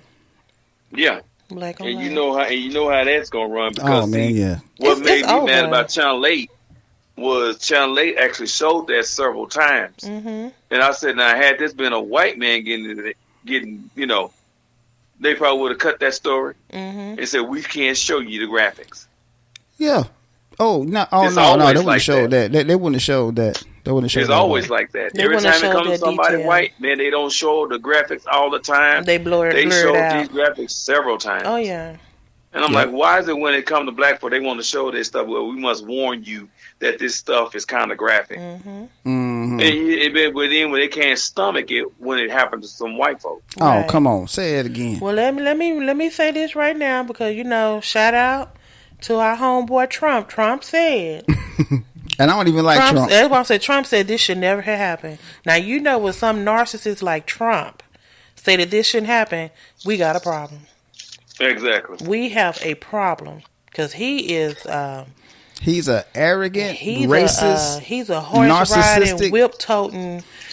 He's a master. Oh yeah, he's boss on the plantation. He's a master. He's boss on the plantation. And so when this master said we have a problem, there's a problem. That's right. This never should have happened. With him saying that, I was like, oh my God, Trump said that? Yeah. Well, let's just keep his family straight up in prayer. They supposed to have his services on Wednesday, and Al Sharpton is going to do the eulogy. I don't know if they're going to broadcast it like they did George Floyd, but it's a sad situation. Like I said, I don't want nothing bad to happen to nobody. I just want it to be fair across the board. Just fair across the board. And that's all black people have been asking for is a fair shake, which we haven't been getting since day one. Ever since we were supposedly freed and the chains off. Yeah. But that's all we've been asking for. Unless, and I'm gonna say this before we get ready to go. unless somebody can prove me wrong, I don't think this was about no traffic stop. I think this boy probably missing one of their daughters. Michelle, it's not about he a traffic stop. He probably was missing one of their wives, and he was like, "There you go, right there. Pull him over." And they were trying to, and I think he got out of hand. I agree. I think it got out of hand when they saw him. It's not about no traffic stop. Nope. No, I think there this ain't was about personal. no traffic stop. Like I told you, and many folks done got traffic and citations. Mm-hmm. You think this is about a traffic stop? That's what I'm saying. And see, I think they probably. No. I think honestly, if these 5 cops would tell the truth, they didn't think this man was gonna die. Cause even when the paramedics let him sit there for 23 minutes and administer him no kind of help or anything. And then when he went to the hospital, his mom said when she walked in there, his head was the size of a watermelon. Yeah, I got that. His nose was twisted like an S. His throat had protruded out so far that it was busting open. They did not think this man was going to die. I promise you. Because when you look at him sitting on the side of that car, and he kept falling over, and they kept pushing him up. He didn't look that bad. But by the time he got to that hospital on that second day, he looks That's because awful. his hemorrhage didn't kick in. There you go. That's exactly it. Internal bleeding. His brain started swelling. Yeah. Internal bleeding. Yeah. His hemorrhage didn't kick in until afterwards. Right. And it's just like if you get hit now, that bruise and pain will start coming in a few days hours and hours later. Mm-hmm. Yeah. After the fact. That's why I bet they didn't think. Has to say, okay, well, we have to swell this up in order. To start the healing process. But your cells and all that stuff, they have to go in there and swell stuff up in order to bring it back down. And that's what I'm thinking. I think that's why I keep saying, I don't think this is the first time these people have done this. No. I think they've done this to other people, but they survived. Yeah. This young man, he didn't survive. Yeah, exactly. He didn't survive. 3 days later. That's crazy. That's just... Exactly. It's crazy. Exactly. Well, thank you, brother, for your commentary. Good points. Good points you made. Real good points. Appreciate that. Oh, yeah, man. I got your text, and I said, well, let me get on here. It's been a while since I got on here and see what y'all were talking about. I thought y'all were talking about the game here, about how Jalen kicked that butt. Oh, yeah. They going back to the Super Bowl. Eagle bound. Yeah. Well, while we on the phone... While you're on the phone, the show topic today was supposed to be about... the Oedipus complex. The Oedipus complex. You know anything about that? The who? The Oedipus complex. I'll explain to you. Okay, the Oedipus complex is really, really simple. It's when a man or a boy thinks that his mother is his woman, and she don't want her to have a life. She don't want another man in his mother's life except for him. That's the Oedipus complex. And some women treat their boys like their mate. Exactly. Exactly. Yeah. I've been hearing stories about that, man. Yeah. And what is up with this nowadays? Well, Mike, I was going to talk about that because the reason why I brought it up is because there's a scene in the movie Baby Boy when Melvin told Jody that he has an Oedipus complex. He thinks his mama is his woman. And, that's why I thought about that. I said, damn, that'd be a good subject to talk about. So, in the black community with a lot of these single mothers out here, the first thing out their mouths is this right here. My son is a man in my house. Right. Okay? And that's not true because you're the man of your house, Mike. You know good and well that there is no way that you could be the man of your mama's house unless you're doing everything that the man in the house is supposed to do. And I do mean everything. Yeah, I know what you're saying. Right. You get where I'm coming from. So there is no way. And I wish women would stop saying this stupid shit. Your son is not the man in your house. He's just your son. Nothing more, nothing less, unless you and him got a freaky ass relationship. Let me say this, Reggie. When you got women who have sons and the daddy leaves, I think the mentality on that is when the mother sits down and says, well, you're the man of the house now. Yeah. You're going to have to step up. Yeah. But I think they don't openly explain it thoroughly, all the the other rules that goes with that, not being like the man as you mentioned. Right. I mean that's dangerous ground right there, bro, because that's just like when you have young ladies who are looking for their father figure and their daddy is going around messing with their daughters. Right. And then they looking for their daddy and their dad is acting like that. Mm-hmm. So when the man starts cheating on them, it don't faze them. Mm-mm. Right. You see what I'm saying? Yeah. Right. Yeah. I agree with you on that, man. Everything you said, I agree with you 100%. I think that's the problem. Too many of these parents is really too tied to their kids. They trying to be their kid's friend. You need to be a parent. Yeah. You know, they love her and all this other stuff, and that's dangerous ground nowadays, man. Yeah, it is. Very much so. That's dangerous ground. That's an interesting topic. Yeah. Now, let me segue to this. By that being such an issue nowadays, is that why we got so many RuPauls running around here? Exactly. Is that why we got so many men got their feet beat better than mine, and they got a full beard with it? Yeah. Billy Porter. Yeah. Can walk in heels better than any Tyra Banks ever could. Lil Nas Now, I'm not X. gonna blame that on women. But I think that might be 15% of the problem. Well, yeah, I agree with you on that. I mean, well, let's look at it this way. Why is this such a growing epidemic? Good question. That's why I want to talk about it for. That's what I want to talk about it for. Among women and men, because Right. you know it's sad that you got beautiful, gorgeous, drop dead women who would prefer other women. Mm-hmm. Oh man, and men, and it's so openly. Reg, I don't know about you, man, but when I see these commercials, you know, when they have these HIV commercials, yeah, and they have these dudes, you know, lip locking, yeah. I can't even eat my snack. Oh Lord. Hey man, Let me tell you something, Oh my God. Mike. Michelle, you don't understand as a man. It turns my stomach. Y'all because should I not can't worry about eat. who that man Mike, kissing. Mike. Man, y'all don't need to be in that man bedroom like that. Mike, let me break it down to you like a fraction, brother-in-law. Now, Come on, man. your sister, my wife, watches this show called P Valley. Mm-hmm. Best show on Showtime. Bullshit. I'll But be anyway, glad when they come back on. Anyway, Down in there's- the Delta where the girls get naked. there's this character on the show P Valley. What's his name? Uncle Cliff. Yeah, Uncle Clifford. Mm-hmm. Now there's a rapper on there, Little Murder. Little Murder. He's in love with Uncle Clifford. Absolutely. Okay, now let me tell you how sickening this show is. There was a scene in this movie, and I'm not. And Mike, I swear to God, if it turns your stomach, brother, I understand because it turned mine.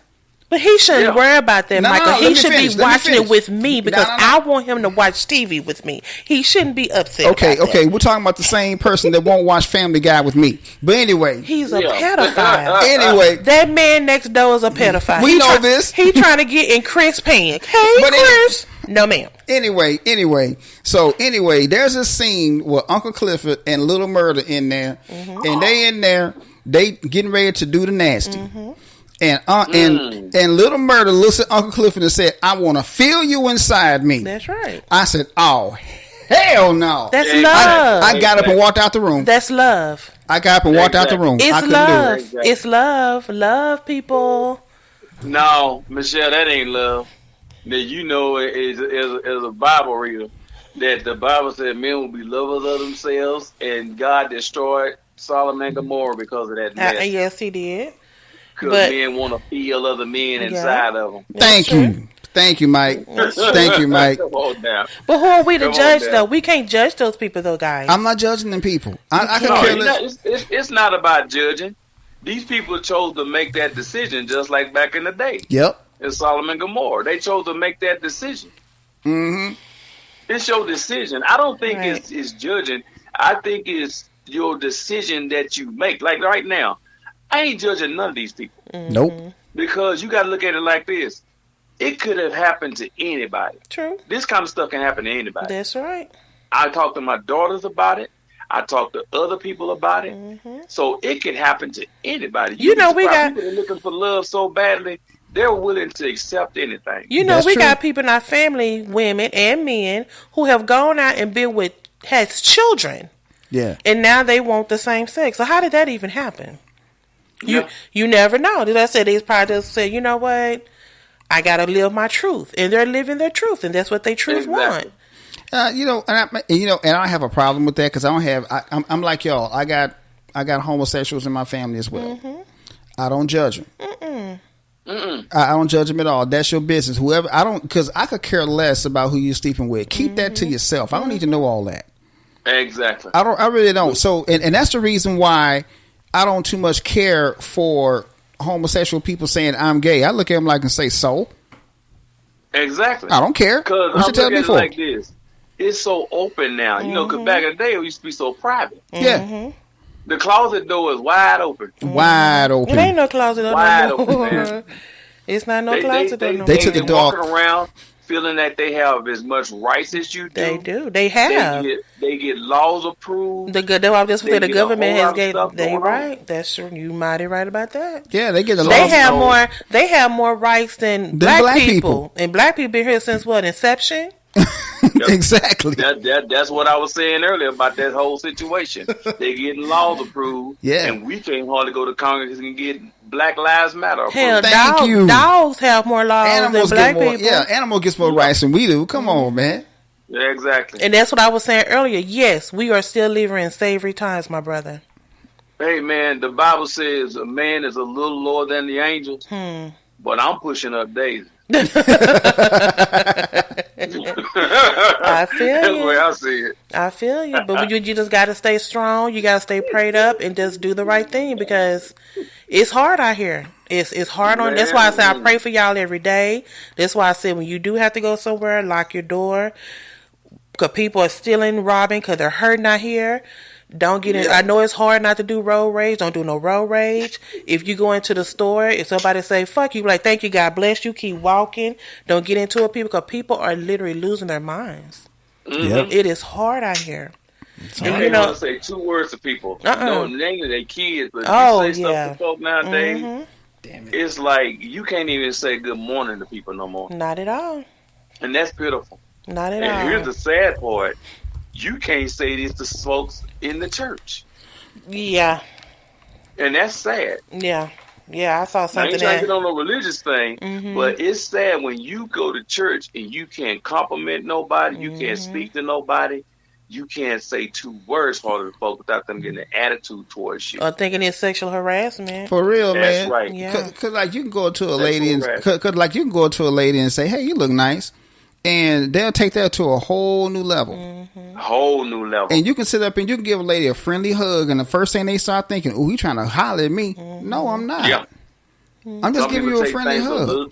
They take it a little too far, and it's not what you think it is. Just like when we have our meetings doing, meet and greet. There's a people who still have to be careful how they hug, how they talk, and everything else. Give them fist You ever bumps. notice? If you look around, there are people who sit seated in their chair. Yeah, I do. Because they ain't trying to be a part of that. Just give them a fist bump and say, "God bless you," and keep going. That's right. Don't give them no agape. I mean, you know them to hug now. You got to give them like one of them little sideways funeral hugs. Shit. I'm antisocial anyway. My wife will tell you that. Hell, that's why I was surprised. He told I'm going to go down here and speak to Mike. I said, "You going where?" To see Mike. I know Mike. I'm surprised. Normally he don't get up at all. So I'm like, okay, make your rounds. Man, that's because I know Mike. It was good. But see, that just go to show you how it is nowadays. Yeah. If you ain't careful, you got to be extremely careful. Right. You ain't lying. In public, at church, wherever you go. Because, like I said, it's so crazy nowadays. It's so crazy, bro. Yeah, but I just wanted to get your take on that take about, and that's one more thing. I've said this on the show several times before. I don't think a woman can raise a man. A woman can take care of a son. She can be his mother, but I don't think a woman can raise. Let me say that. I think what she means is this, Mike. A woman can raise a man, but she can't teach a boy how to be a man. Yes, that's how. To me, that's the same thing. Yeah, I can't teach you how to be a man. I cannot. Right. And that's raising. You raising him. I can't raise you to be a man. Yeah, good point. No, I cannot. That's the same thing. That's the same thing. Good point. Mama talked to me about. Huh? That's the same thing Mama talked to me about. Right. Mm-hmm. She says, I can't teach you how to be a man. And she would introduce me to gentlemen and how to do that. And I was uncles, cousins, brother. We was talking about that, and I told Mom, I said, there just ain't no men out there I can look up to. And your mother, my mother, literally told me to my face, she says, well, son, you have to step in and take charge of it. But like I said, I'm not trying to offend no woman because I know women can do it all. I am woman, hear me roar. Everybody know I am a big woman supporter, but a woman cannot teach a man how to be a man. Teach a boy how to be a man. I'm sorry. I agree with you on that. I don't think so. And I've always said that, Mike, and I have had arguments with men and women about that very same thing. You know, I mean, I tell them flat out. I mean, like, take me, for instance. I mean, my stepdad was there, but he wasn't there. So I had to find, you know, those male figures in other people. I had my grandfather. I had uncles. I had my cousins, you know, even though some of them were dogs. But anyway, I had my cousins. I had my martial arts instructors, and I had my heroes. I had Malcolm. I had Denmark Vesey. I had your teacher. You had some teachers too. Yeah, right? I had some teachers. You know, I had all those people that I could come to. So, you know, so I could figure out, you know, what this man thing is all about. Right. I did. Yeah. I did pretty good. Okay, so let's revert back. Why didn't you go to your mother? Because all these women say, I'm the mother and the father. Why didn't you go to your mom? And that's stupid. You know, because my mother's not a man. My mother told me flat out, just like your mother told, just like Mike's mother told, your mother, it told Mike, I can't teach you how to be a man. Right. My mother told me that very same thing. She can't teach, she could teach me how to be a man. Because she's not a man. She would know the first thing about being a man. Yeah. But so many of them think they can, though. And that's why I'm like, you can't, girl, sister. You cannot. You're not a man. You can. I know you've been out here humping and struggling and hustling and make sure your kids have everything they taken care of. That's what you do as a woman, as a mother. They don't make you the father, now I've told, or the daddy, or whatever. Now, Mike, I'm talking to you right now. I told my wife, your sister, that if you can do it by yourself, more power to you. By all means, do it by yourself. But if you got a man in the house, let that man be a man. Don't take that. Don't emasculate the man and just sit your ass down on the couch and I'll fix you a sandwich later. No. Exactly. Don't do that. Don't do that. But I also told him too, I'm gonna follow you. Exactly. Because I'm a big believer in Christ and the Word. And she did that. But when I see you leading me under the bridge, I'm getting out the car. I ain't mad at you. and I ain't mad at that. And I ain't mad at that. You know what? Just drop me off right here. And I ain't mad at that. Drop me off right here. And I ain't mad at that. I'm not mad at that at all. I would expect that. I wouldn't expect anything less of her. I wouldn't expect. I would never. I would let you lead. Because that's what you're. Like I always say, God put man on this earth because you are supposed to be the stronger sex. Right. I'm not knocking nobody. If you want to wear makeup with a full beard, brother, you go ahead and wear your makeup and your full beard. If you want to wear your jeans skin tight with your high heel, brother, go ahead, you do that.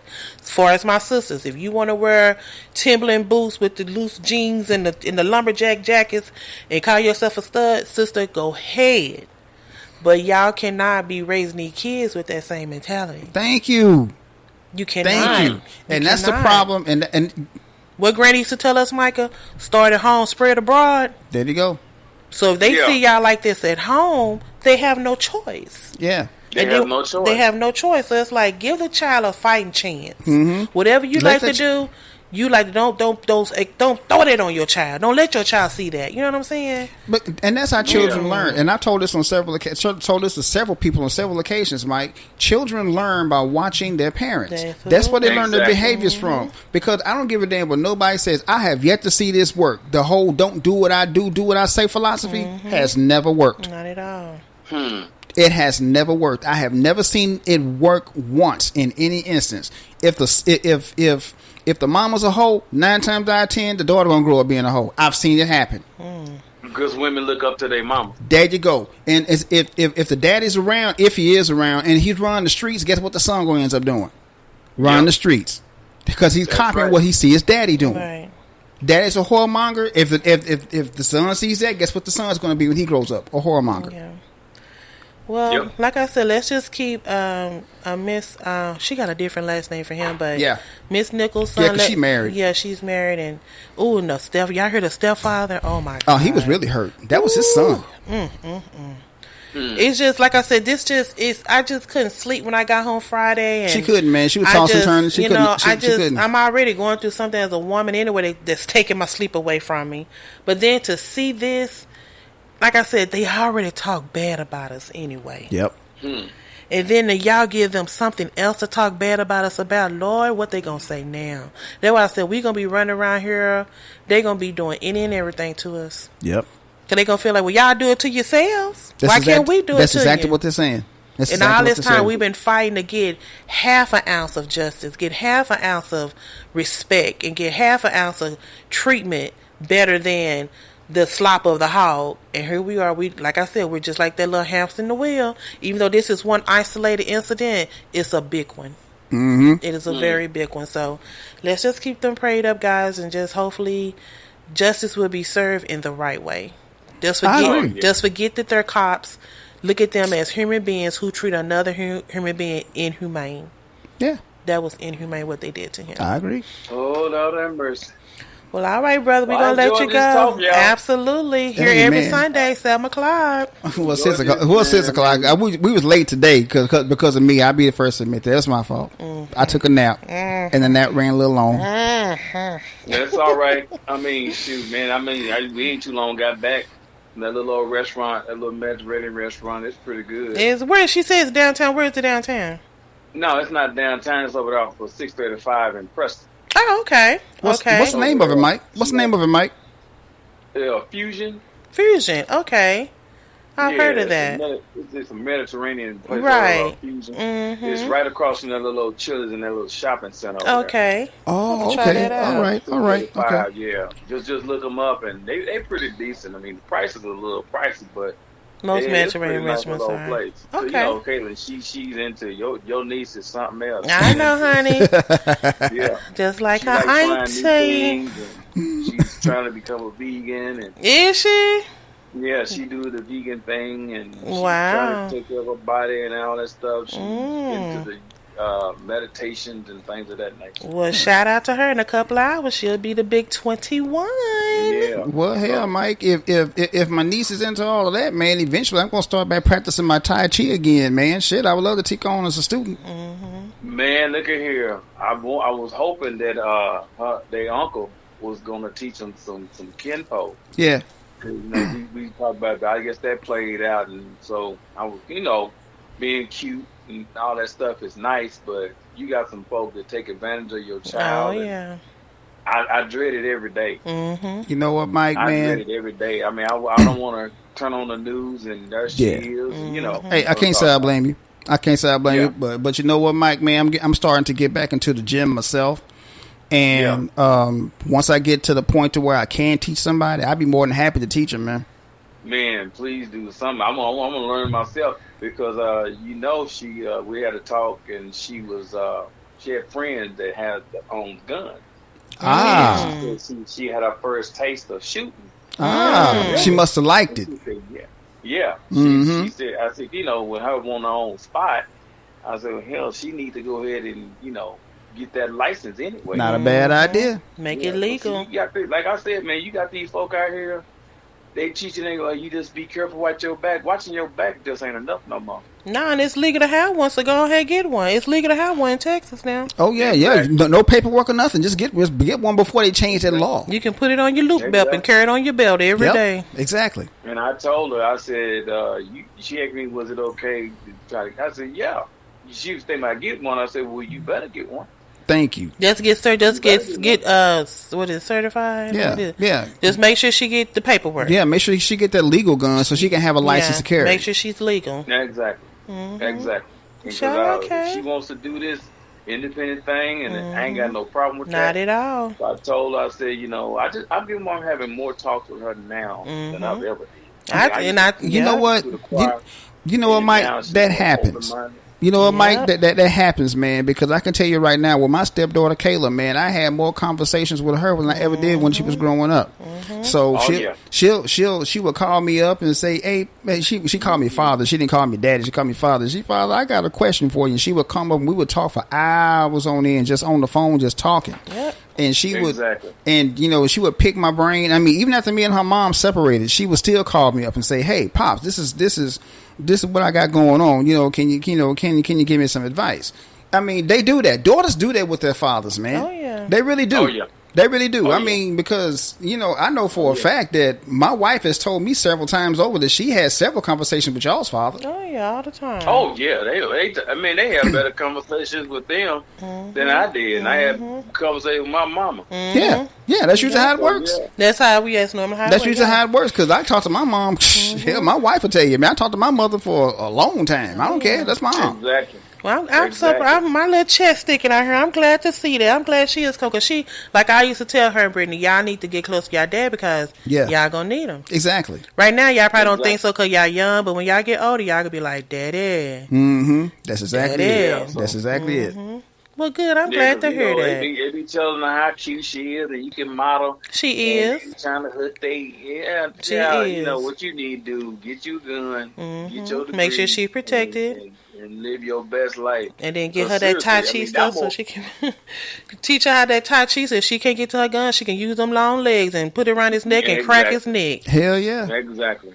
Because like I said, you got these characters like these police officers. Yep. I mean, you meet one of them dudes, he start attacking up on you, and you'll start thinking that's normal. Oh, and yeah. We just don't want our young ladies to think that kind of stuff is normal. That kind of behavior is normal. And if her birthday is the day before mine, if her mouth fly like mine, somebody gonna try her one day. Oh, no doubt. Because somebody tried me, and he found out the hard way. You don't try me like that, sir. Exactly. Not me. Oh no. They gonna think she weak minded. She don't know what to do, but I have to show you that I know what to do. Oh yeah, so, exactly. Let her get that. Get that. Let her stay cute, but then let them be that secret weapon. Mm-hmm. What I'm trying to do is I'm trying to reverse this angle now. Right. You get these women that crazy and tell like it is. Now the dude's falling in love with you. Yep. Yeah. That's right. You fall in love with the dude. That's right. You fall in love with him when he treats you. Yeah. Hey. You may disagree with this one, but sometimes we like them crazy. Hey, Mike, why do you think I married your sister? Like Granny, like what? Like Granny Molly used to say, "Crazy as a Bessie bug, I sure am, and I carried well." Right. And I ain't Shane. Hi, my name is Mimi. I'm a little throw. Mike, I'm telling you, man. I can honestly tell you, Mike, and I ain't just saying it because she's referring to me. The main thing that attracted me to your sister was her confidence, man. That was it. I said, damn, that's a confident woman right there. And Kaylin's the same way. Yeah. Kaylin's very confident. Like I said, that's going to be her secret weapon. That's a woman's biggest asset is her confidence. And that's the main thing. You ain't got to walk around. See, most of you women think that's what attracts you. That's what attracts most men. Thank you. Exactly. That's so exactly you ain't got to walk around here showing all your assets to everybody. Sure don't. It's your mind, your personality, and your charisma. Thank you. And I've always said that. Mm-hmm. I don't have no crystal staff. What's that poem by Baldwin? And I'm a Baldwin fan. I ain't no crystal staff, baby, but what I will have, I'm going to utilize to the best of my ability. There you go. That was up. All right, brother. Well, have a good night, and I'll probably be over there tomorrow to I told Kaylin I'll come over tomorrow to bring her birthday cards. Okay, then. All right. Talking to you. You too. Love y'all. Y'all have a good night. All right, they got 19 seconds on this game, so it's 20. It might go into overtime. Is Cincinnati and who? The Bengals. I know Cincinnati Bengals, and who they playing? Yeah, they playing Cincinnati, the Chiefs. Oh, the Chiefs. Oh, shit. Patrick Mahomes. Yeah. Yeah, it's 20 hours right now. Wow, but that's a good game. I'm trying to see who's gonna be playing Jalen and them. I know that it's gonna be Patrick Mahomes again. Yeah, it's gonna be Patrick. It's just starting to look like it, but I don't know. It's 20 hours, so. What is the fourth quarter? It's it's 21 seconds on the fourth. Oh yeah, he gonna bring it. They gonna go to overtime and somebody gonna kick a field goal. Yep. It's gonna be the Chiefs. All right, now. I'll see y'all later. All right, have a good night, Mike. Love you much. Love you too. Bye. Bye. Good conversation. Very good. Yeah, buddy. That was a good one. Well, like I said, this was hard. When we thought about what we were going to talk about, you know what? I don't talk about. I know we have some people in our culture, but I still couldn't fathom that we will do this to our own. I'm not insensitive. I'm not clueless. I know this happened on a regular, and sometimes it just don't never be reported. But to see this come nationwide like this, I just feel like. This is not good right now. This is not good for none of us right now. It's like I was saying, when Mike was on the phone. Mm-hmm. This whole situation, it shouldn't even be happening right about now, because of the fact that black people as a whole, we already get the shit end of the stick anyway. Oh yeah. I mean, at home, at work, in everywhere. The street, and yeah. I mean, it's like I was saying, man. It's people at my job right now that don't like me because they didn't think, oh, this little nigga don't know what the hell he doing. Mm-hmm. Then they found out the hard way. Oh, he knows more than me. Why do we gotta go? Why we gotta show our self approval like that? Well, I went through that this past week. I'm like, are you? And I like I was telling my sister, I didn't even get mad because he admitted it. He said, well, I threw you out there in the woods to see if you were going to sink or swim. Excuse me. I said, okay. I said, well, how'd I do? You did better than what I thought you was going to do. Thank you. What am I supposed to say other than thank you? I could be like, what? Have an attitude. I'm like, you know what? What's the point? If that's what I have to do to show you that I, too, have a brain. What's that from the week? If I only had a brain. I, too, have a brain. And if this is your way of showing that I do have a brain, I know how to use it.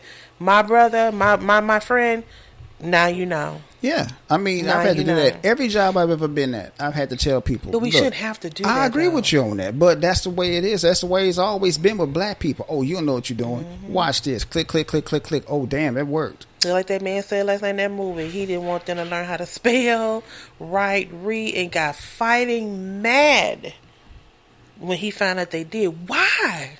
Why me learning how to read is such a hindrance to you? Well, see, here's the thing about that. That was the period piece. Now, see, back then, it feel like it's like that now. I'm getting to that. I'm getting to that right now. Think about this though. Mm-hmm. Back then, most of the white people, only the elite. Hold on, I'm trying to move back up. Only the elite white people knew how to read and write. Okay, the overseers, most of them couldn't even spell their own damn name. Right. Okay, and to have a nigga, as they saw it, have a nigga to be able to do something that the lowest white man can't do, that's a problem. Mm-hmm. And it's going on right now to this very day. Again, black people are getting degrees left and right. Oh yeah. Now they're moving the goalposts. Now they trying to say a degree is not even necessary. Exactly. They're moving the goalposts now. See, now the black people getting degrees. All of a sudden, the degree don't mean shit now. Right. Mm-hmm. You wasted all that damn money because, I use me as an example. In my career field, I'm a network engineer. Mm-hmm. Got a degree in the shit from the University of Oklahoma, class of 1993, Boomer Sooner. Whatever. Anyway, so now you got people out there don't have no degree. Only thing they got is a whole bunch of certifications. That's their degree. End up in the same office with you. Exactly. Yeah. No degree whatsoever. Yes, and they got nowhere near the experience that I have. None at all. But because they got those certifications, but your parents taught you go out there and get it, so you can be on the same playing field. And now they move the goalposts, like I said. Now they don't move the goalposts. Oh, you don't need that. Oh, yeah, you don't need a degree now. Just get some experience. Exactly, just get some experience. I thought I got all this student debt. Are you serious right now? I want to get your take on this, babe. Mm-hmm. There's a statistic out. Now, you know that 83 to 89%, 83 to 87% of the prison population is mostly black men. Mm-hmm. You know that. Mm-hmm. Allegedly. Yeah. Mm-hmm. Black people make up 14 to 17% of the United States population. Mm-hmm. Okay. Now, there was a statistic that they did. They did a survey and they did a study. 70 to 74% of those black men that are in prison come from single mother homes. Wow. Okay? Not single parent homes, single mother homes. Okay? Mm-hmm. Now, the ratio of two parent homes and single father parents that of children that go to prison is less than 10%. Mm-hmm. Mm-hmm. You don't even think that equate. They don't even sound right. No, it doesn't. It don't sound right at all. So that let me know flat out that what we were saying earlier, that a woman can teach a boy how to be a man. Absolutely. That's a proof right there. They've done a study on it. They've done a study on it several times over. Mm-hmm. Because that's a known fact. Because like I said before, like I told you before, when I was growing up, and you did too, you told me this too, watched a lot of nature shows. Mm-hmm. I was watching this one nature show with the bull elephants, with the elephants. Now, everybody knows that the bull elephants are normally killed because of their tusks. Mm-hmm. And they kill the males. Mm-hmm. Okay? So when they kill the males, they leave the female alone to lay up to tend to the calves. Mm-hmm. And if there's a bull calf, that bull male is no longer there to tell that bull calf what they can and can't do. So what does that bull calf do? Look to his mom. He runs roughshod over the mom. Right. Mom can't tell him anything. And it's the same thing with the human being. Right. You got these guys out here that's being raised by these single mothers. Yep. And these single mothers can't. We've seen it all the time on the news. How many times have you seen shows like the Maury Povich show, and they got this son that's completely out of control, and the mom don't know what to do with him? Right. And girls, but mostly guys. And girls too. And girls too. I'm getting to that too. Yeah. Mm-hmm. Yeah. I mean, I've always said it, and I'll continue to say this. And you know, people can write in and talk about me if you want to. I really don't care. Fathers are needed in the homes. Yeah. Now, there's only, and I'm going to get on the men too, dude. My fellas out there, let me turn the music down real quick. I'm going to talk to my fellas real quick. If the only thing you're doing is getting your rocks off with this girl, put a condom on it. So that way you can lower the risk of that woman getting pregnant and she's raising a child that you really don't want to deal with. Okay? Plain and simple, fellas. It's that simple. Either that or just leave the heifer alone. That's all you have to do. Because pulling out don't work all the damn time. Okay? I mean, even if that's the case, if you and that man cannot get along, y'all still need to be the best co-parents ever. And I'm getting to that too. Is innocent. That's a really good point. I was getting to Innocent. that. And you said a mouthful right there. You said exactly what I was getting ready to go. I was getting ready to say.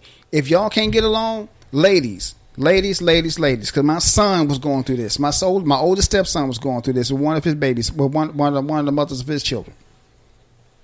If you can't get along with that man, it's not about that man. It's about that child. Stop holding that child over that man's head. As a pawn, yeah. As a pawn, trying to do whatever, trying to get over on him and piss him off because he done moved on. He don't want to be with you. Right. He ain't got to be with you. I agree with that. Yeah. It's not even that serious. No, it's not. Some people just not meant to be together, but in the essence, when y'all were together, y'all done made a child. Thank you. And that child shouldn't have to suffer because one of y'all can't have what you want. Exactly. And think you trying to get over because you know that's what that man needs or that woman. I've seen men do it too. Oh yeah, I agree with you. And you trying to use the baby as a you can't see your baby if you don't. You know that's ridiculous. I agree. That is ridiculous. So that study, pretty much hit the nail on the head of what I've been saying. But what can we do? Because, I seen a documentary the other day in the late 80s, early 90s. Yeah. When the crack cocaine scene come along. Yeah. And they just started locking up black men regardless. Yep. And then black women were so used to the man being the provider, they had to go down and get on welfare. Yep. And food stamps. And then when they go down there, they be like, okay, well, he can't be in the house with you. So just for them to get any assistance, they say they don't know where the father is. Now, from my understanding, they switched that now, that if you got to tell them who the father is. Yeah. And they'll go out there and try to find a man themselves before they'll help you a little bit. But once they find that man, they start garnishing his wages. But back then, they had taken so many black men out of the homes. That's the only way that the black woman could survive. And that was by design. White women. I'm gonna say white women too. And that was by design. That was by design. So, for so many years, and it's been generational. The cycle repeat itself. That's by design. Grandmama did it. Great grandmama did it. Now I'm doing it. Stuff like that. Right. But sometimes let's do these bootstraps. Even though grandmama did, don't mean you have to do it. Exactly. You got to break the cycle sometime. That's a sad how you say it? Statistic. Yeah. That it is like that, but what are we supposed to do? Exactly. Because the men are locked up. Yeah, the men are locked up. I mean, and they lock them up over dumb shit a lot of times. I mean, there's a guy that I know personally. He's locked up right now. He only had 2 ounces of weed. They gave him 20 years. Wow. for 2 ounces of weed. That is unbelievable.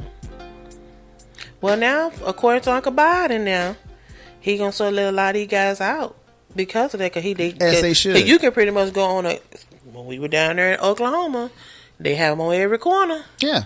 It was dispensaries all over the place. Everywhere. Yeah. So why are these men locked up for the same thing people are making money off of? Well, let them out. Well, here's my whole deal, and I've always said this back, even back in the early late 90s, early to mid 90s. I was always saying, yes, weed should be legalized. And the reason why it wasn't legalized is because the government hadn't figured out how to tax it and make money off of it yet. That's the only reason why it's legalized. It wasn't legalized. Now that they figured it out, now it's going to be legal. I say within the next 3 to 5 years, it'll be legal everywhere. Yeah. It's all over in Colorado. Oh, yeah. Everywhere. I had a friend who was going to go up there and open up a dispensary up there. Yeah. Until they got down here to Dallas. But yeah, but I'm saying, why keep those men locked up for where them men out here, where there's people out here making money off of it? Yeah, exactly. But then when they get out, will they be able to get a job? Because they got a record. Yeah, that's the whole point. I mean, let's say get that charge expunged. You don't. Yeah. And that's going to cost money to do that, because that's not cheap. No, it's not. Try to get your record. I know somebody that's got that tried to get that shit done. They just say, well, screw it. I just keep it on my record. Because just explain every time they go to a job, and they got to explain what happened. Yeah. He just said, I just wait 7 years, and that way they won't go back that far. Right. Which a lot of jobs do. They go back 7 years and that's it. Right. But unless you get a government job, they go back for the past 10 to 15. Right. But anyway, yeah. But yeah, I've never heard that statistic. Very eye-opening to hear. And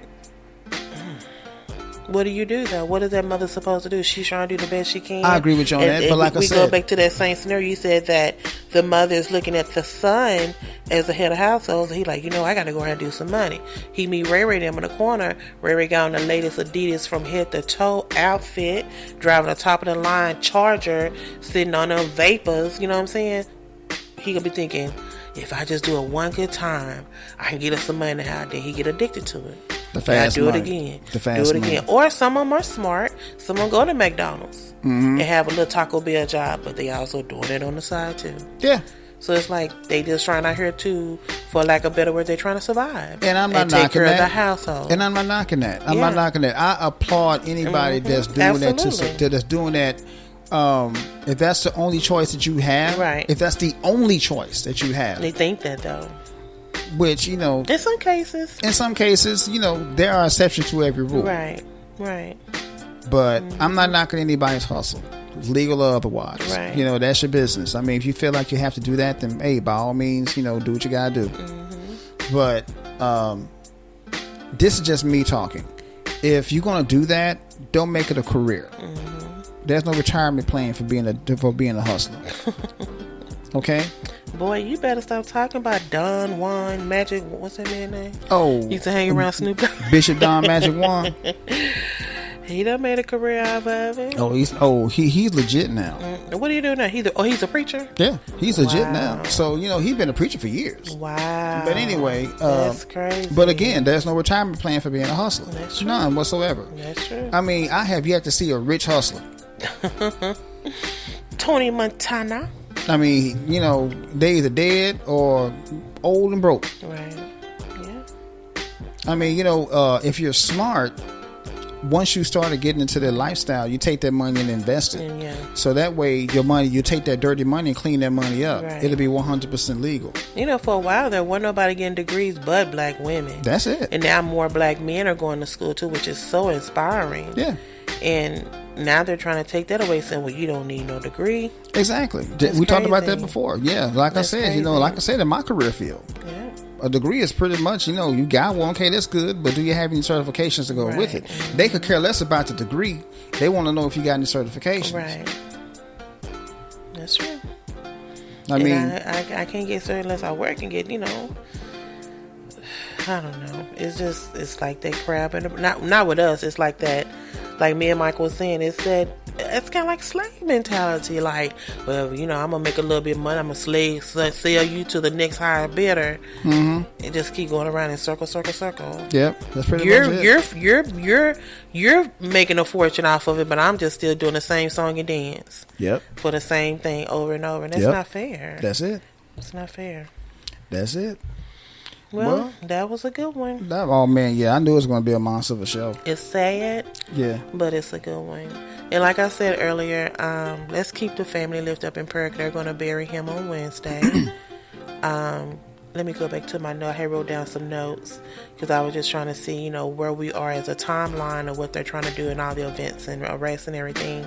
There was a GoFundMe account that has raised over $700,000. And from my understanding, he had a son. Yeah. I don't think he was married. I think he just had a girlfriend or a fiance or something. Yeah. So hopefully this will get him a very nice funeral. At least a little something to help until they can get. I don't even know. Can they bring a wrongful death suit against the city? Yeah. For the family? Yeah, they can. Yeah. Because, you know, when you're a cop, you're a city employee. So yeah, the city. Yeah. Or put a suit against the police department itself. Yeah. One of the two. That's what I was saying before. These cops, these cities, they ought to get tired of paying out all this money. Yeah. Because I haven't seen no small price. I think the smallest one I seen was $2.4 million. But the most of them will be like $10 million, $20 million, $25 million. It's a lot of money to some people. Put it like that. Yep. And they ought to get tired of paying that out. It's crazy. It is crazy. I don't know. But yeah, it's just... I know it's hard for some people to see it, but for the sake of humanity and for the sake of understanding, I think everybody should go out there and watch it. I think you should watch it, and then you should sit down with your family, women, with boys, women with whoever. Definitely. Discuss it. Definitely. And y'all need, I hate to say we gotta, we already putting on different jackets when we go into these jobs anyway. Yep. Now we gotta put on different jackets when we in the streets. You ain't lying. Because you just don't know. Like Michael said, people are flipping off on you. You be like, what's wrong? People go say they got mental issues. Yeah. You're dead, and they're walking around here with a mental issue. You know what I'm saying? Right. Faking mental issues. Pretty much, yeah. So, pretty much. And I can raise my hand and say, hey, I need to be the first one, because baby, road rage was my first name for many, many years. But I don't do that no more. I try not to, like I used to. But I just try not to do it anymore. Like I used to, like we go out to some place and I felt like I was not serviced right, or if I felt like something was not done correctly, I would ask to speak to the manager in a minute. But a lot of people be waiting for you when you get to your car these days. I've seen that happen. So it's like, you know what? That's okay. I just want to know if you're going to take this off my check, and we're going to go to the house. There you go. I ain't finna give it to nobody, because you may take my food back there and not cook it, or do something with. I don't even want it. Stick a dick in it. I don't even want it. I don't want it. I just get up and go somewhere else. Just go to the house. Like my sister say, make me a Spam sandwich and call it a night. I'm not finna get into it with these people about anything, because people are devious. Man. And let's talk about this. I know this is off subject. Go ahead. What is going on with this fentanyl? Man. Why is it you can't hardly touch anything? Now they saying, I was a big component of that. And that's what I was showing you. Every time I go somewhere, I see money laying on the ground. You remember that time I told you, I said, you don't see that $5? And you walk right by it. You better not pick that up now. Because they said people are putting fentanyl on door handles, and how they used to put flyers on your window. I said, what? This world. This goes with, this kind of goes with the show talk. WTF. What are y'all doing out here? Y'all putting stuff on people that people can literally touch it and can die. Why? You got that much time on your hands. Let me say this about fentanyl. It's I don't know. Remember that Cat Williams joke? Just touch it. No. No, I'm touching nothing. Man, and like the other day when I left the grocery store and somebody had put a leaf, baby, I was not touched. I started making my windshield wipers go. I made my windshield wipers go, and it wouldn't go, so I got me 4 Kleenex. The thick ones. Yeah, I mean, it was really thick. And then I barely put it up with I tried to take it on the end. And I just threw it. I'm thinking, Lord, please don't let me die for this. Please don't because I'm trying to get that. I couldn't see. Because they put it right in your way, so you have to see it when you're driving. Right. So it's like, Lord. And then the comments see on the news that people are touching this stuff and they lacing it with this and lacing with that, and people are literally dying.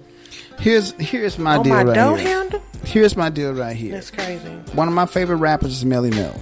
Grandmaster Melly Mel. Melly Mel don't step outside the house unless he got some gloves in his hands. I know that's right. I think I might just start doing that myself. Because it's getting to that point, man, to where you can't trust anybody to do anything. And that's sad. You shouldn't have to worry about touching a door handle and dying. It's sick. It's we're living in last days. I know people keep saying that. I know it's all on the news. All the preachers are saying it, but action speaks louder than words. We're living in last days, and it's just so scary. It's scary. And now this story with Mr. Nichols, and I'm pretty sure it's probably not happened somewhere else, and it's this story is taking precedent over that story, but this story here is heart-wrenching. This story right here is heart-wrenching, and it's scary. It is. It's very scary. And now you thinking you're going to go in there, because most people are like, brother, you know what I'm saying, brother? You understand what I'm saying, brother? Now you can't even ask your brother if you understand, because he might be like, nah, I don't get you. Pow! Hit you in your head, or tase you, or pepper spray you. Yep. It's oh my God, I don't know. No. See, yeah. I mean, I'm glad you brought that up. That's a really good subject. That's a really good thing to talk about too. Just, I mean, fentanyl is. Why would you make a drug that dangerous? Why would you make a substance that dangerous? That's what I'm saying. So it was lab made, right? Yeah, it's not natural. I don't know. I mean, honestly, I honestly do not know. What was the purpose of fentanyl in the first place? I have no idea. That's my question. Supposedly that rapper died from it, Gangsta Boo. Yeah. She supposedly died from it. Yeah, she snorted it, didn't she? They said that she had been going through something. She had lost a lot of people. I think she had lost her dad. And she said she just wanted to feel better. And so she snorted some fentanyl. That's sad. That is sad. Mental health and suicide, and life is hard. I understand that. I'm not gonna sit there and like everything in my life is peaches and cream. Right. I'm blessed beyond blessed. We all go through issues, but I have faith the size of a mustard seed. And the Bible teaches us that you have to have faith because God, grace, and mercy will carry you through. I believe that, and I trust that. But some people have a hard time even. I've known people who know that. They can quote the Bible backwards and forward. But they still have that one little thing that tick, tick, boom in their head. You be like, okay. You be like, okay. And you try to talk to them. But when they get in their head, there is no more talking done. My grandfather used to always say this, and it's a very true statement. He said, there's some folks out there, you need to give them a whole lot of leave alone. Okay? And when I tell people about me, see, I have a really hard time with handling death. Just leave me alone. I'll get through it. Just let me process this. Because I will completely shut down. Like when my grandmother passed away, I completely shut down. I shut down for 2 weeks. I didn't say shit to nobody, even mom. When my father passed away, when my sister passed away, I shut down. I shut completely down. I just, I would go to work, come home, shut the door, and just isolate myself from everybody. After a while, I was cool. Oh yeah. Everybody processes things different, so you never know what somebody's going through. I mean, most of the time, I tell people, and I tell people this too. The people that you don't think need help, check on them. Ask them how they doing. They said the ones that, the ones that's a little tick tick boom. You're like, okay, but they say them strong friends. Those are the ones you gotta talk. Those are the ones you gotta check on. You gotta check on them. Mm-hmm. And I was that strong friend. Okay, Reggie solid as a rock. He cool, calm, collected. But I was going through some things, man. Just check on me every now and then. Reg, you cool? I'll tell you I'm good and I'm not, but still, it's just the fact that you checked on me. Right. Yeah. So I know this off show type, but I just want to say, people, just be aware. Now you got to be aware of your surroundings. Don't touch nothing. If it looks suspicious, don't say nothing to nobody.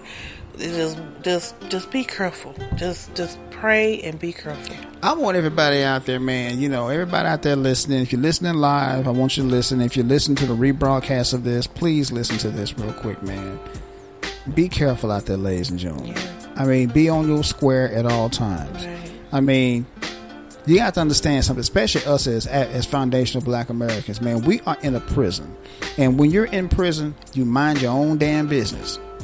Mind your own damn business, okay? You worry about Black people's business. Don't worry about nobody else's. And then then to get more specific, worry about your own business. Don't worry about everybody else's. Everybody else going to be all right. Mm-hmm. You worry about you and yours. Because I'm going to tell you right now, I'm worried about me and mine and my people. That's it. Yeah. That's it. Which it's just like I was just talking to my sister about, what happened to the village? Oh, that's another good subject right there. The village is gone. The village is gone. The village left when these immature people started having children, because it got to the point to where, hell, I'll go ahead and say it, man. If you act a fool growing up, if you was to act a fool, everybody in the neighborhood knew it. Yeah. And by the time you get to the first block, you got about 2 or 3 ass whoopings. Right. And then, but the closer you get to home, your mama done call her best friend and say, no, save me some. I'm going to kick his ass when he gets home. Right. You get another whooping. Yeah. Those days are gone now. Because you got parents out there, what you touching my kids for? Because you didn't do it. That's why. I was watching this one video, I think it was on my Instagram feed. This girl, she couldn't have been no more than 15, 16 years old, was fighting the teacher. The teacher had gave her like a D or something, and she didn't like it. And so she got up in the teacher's face and started fighting the teacher. When I was growing up, teachers was looked at just like the president, the pope, the preacher. They was in high regards. And it was another video, babe. I saw this one video. It was just male teacher. It was a little Hispanic boy. Called him a nigga. So he got up in the little Hispanic boy's face and said, "Say it again. I'm in your face now. Say it again. Say it again." And the little Hispanic boy said it again. He got hemmed up and thrown out of the class, literally. What about the little 6-year-old who shot his teacher in the face? There you go.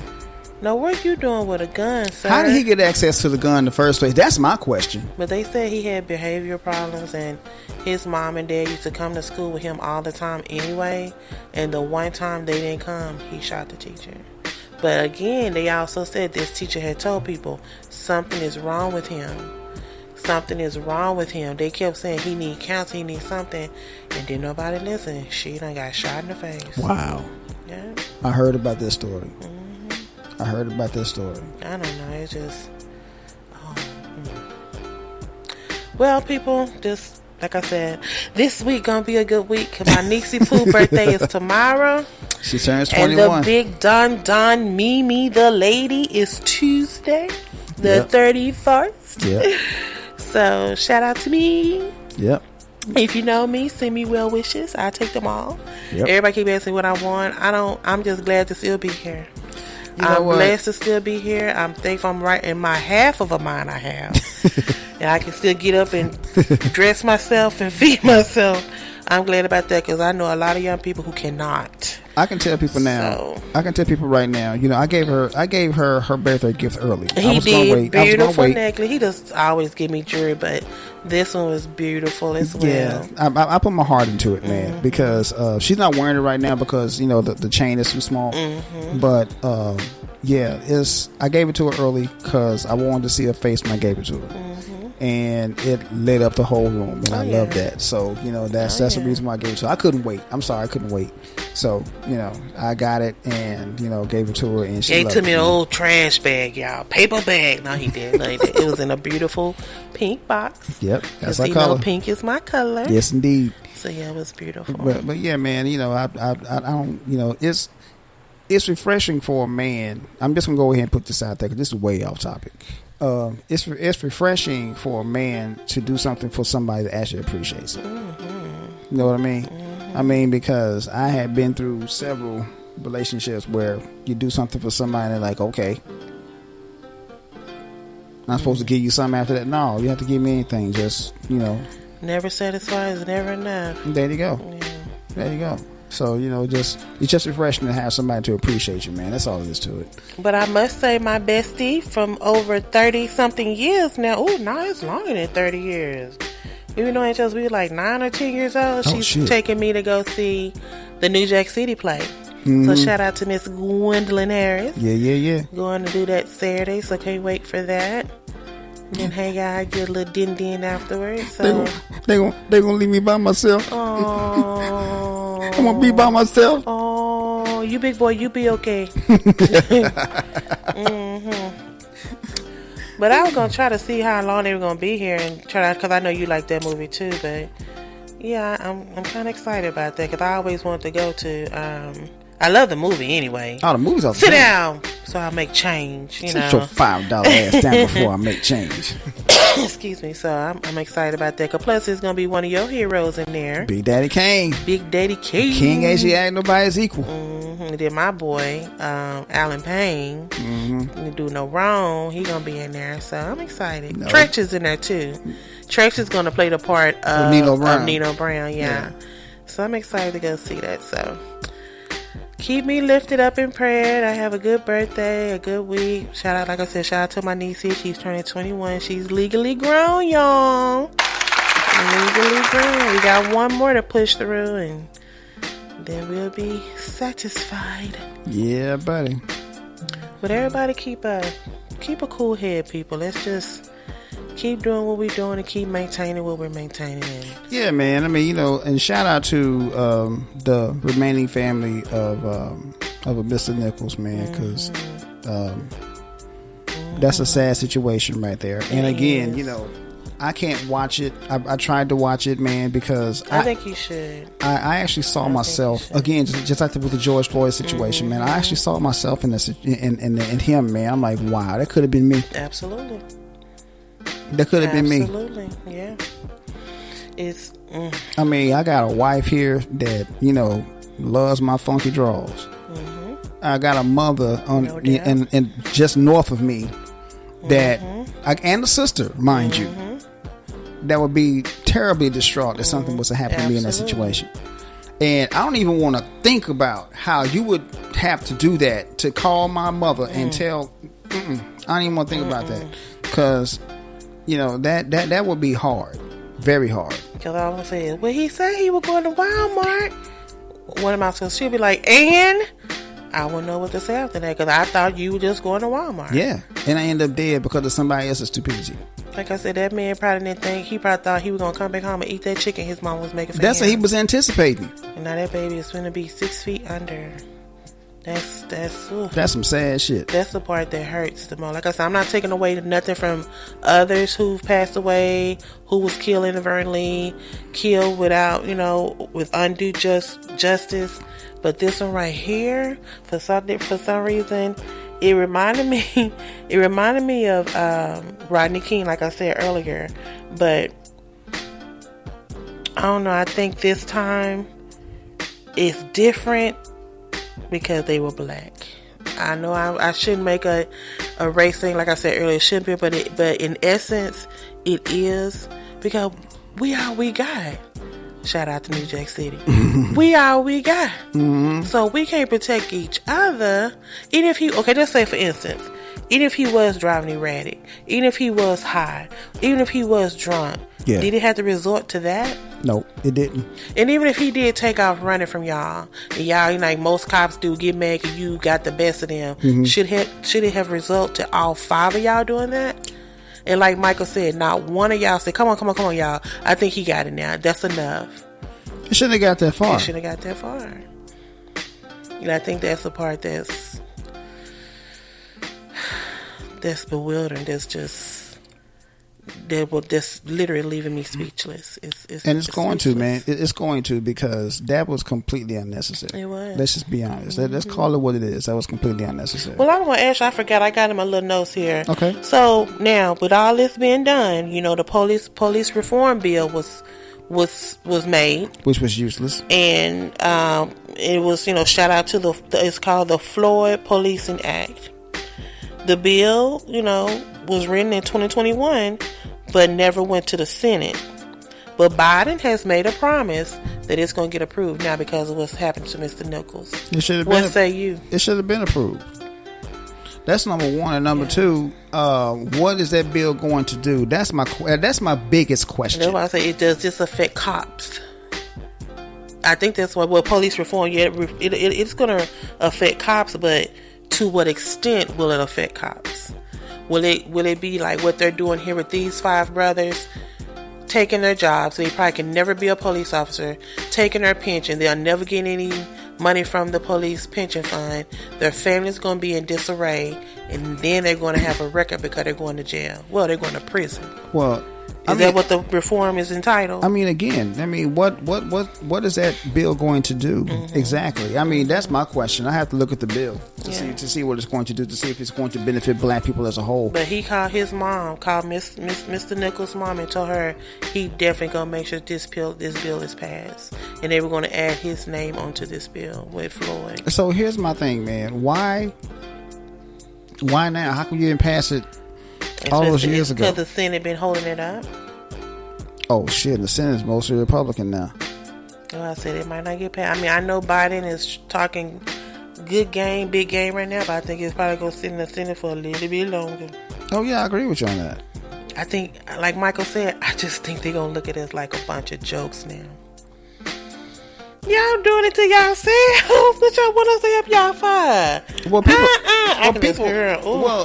My stance on black crime. Mm-hmm. White folks kill each other just as much as black people. Absolutely. But you just don't hear about it. But it's catastrophe when we do it.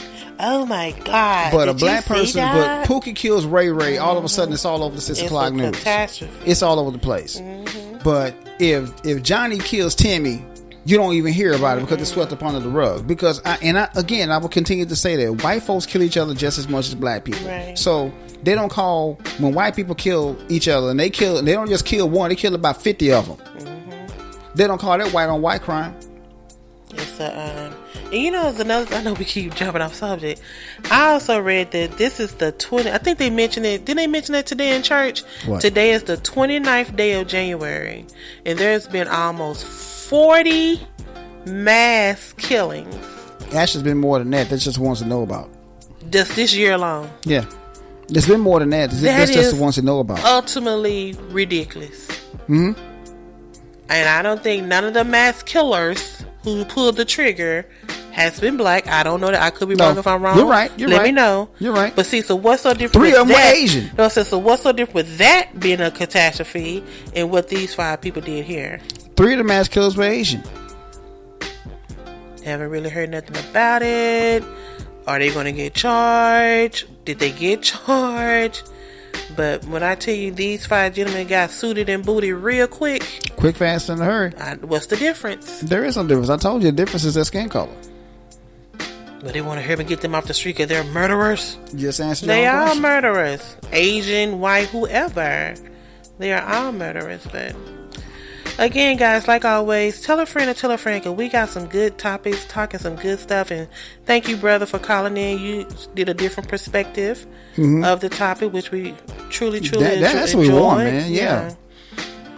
So tell people about the show that we're Melanated Thoughts, and we're just, trying to make a sense of this thing we call life. Yeah, but That's tell people out there, we got a new email address. It's melanatedthought@yahoo.com. Check it. Shoot us a note. Mm-hmm. Some people shoot certain things to us, criticisms and whatnot, and I don't mind that. I take criticism as it is. Criticism. A lot of people, they like to try to think we're racist. Yeah, they say that we talk too much about black stuff. I said, well, ain't nobody else gonna talk about it. Well, that's what we're talking about now. It's called melanated. That's why it's called melanated thought, stupid. It's not called what Beyonce. We bring up white subjects too because most of this stuff is this. That's what it is.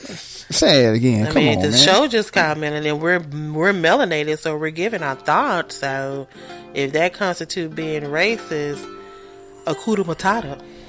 Yeah, you'd be all right. Shit. That's the way I see it. Shit. And we thank you. I mean, like I said, it's just one guy, like I said, how come you don't talk about other than black stuff? Because we're black people, number one. Number two, ain't nobody else gonna talk about it. We talk about different stuff. We talk about all kinds of things, man. We talk, man, most of the stuff pertains to black people, yes. Right. And we're gonna keep on doing it. That's not gonna stop. But anyway, nice show as always, babe. Absolutely. I mean, this was a really good subject. I mean, I knew that it was gonna be a monster of a show once you did it. So I guess we go ahead and wrap this thing up because I'm getting hungry. All right. I want to feel up my wife's booty again, y'all. You know how that go. Yeah. We were doing so good. We were doing so well. Just doing real good. And then here we go. Come on, Rick. Let's go ahead and now what's his name? The man who lived next door. What's his name? Hey, Chris. Mr. Hebert. Come on, Mr. Hebert. Let's go. Let's wrap the show up. I am Reggie O. Whatever.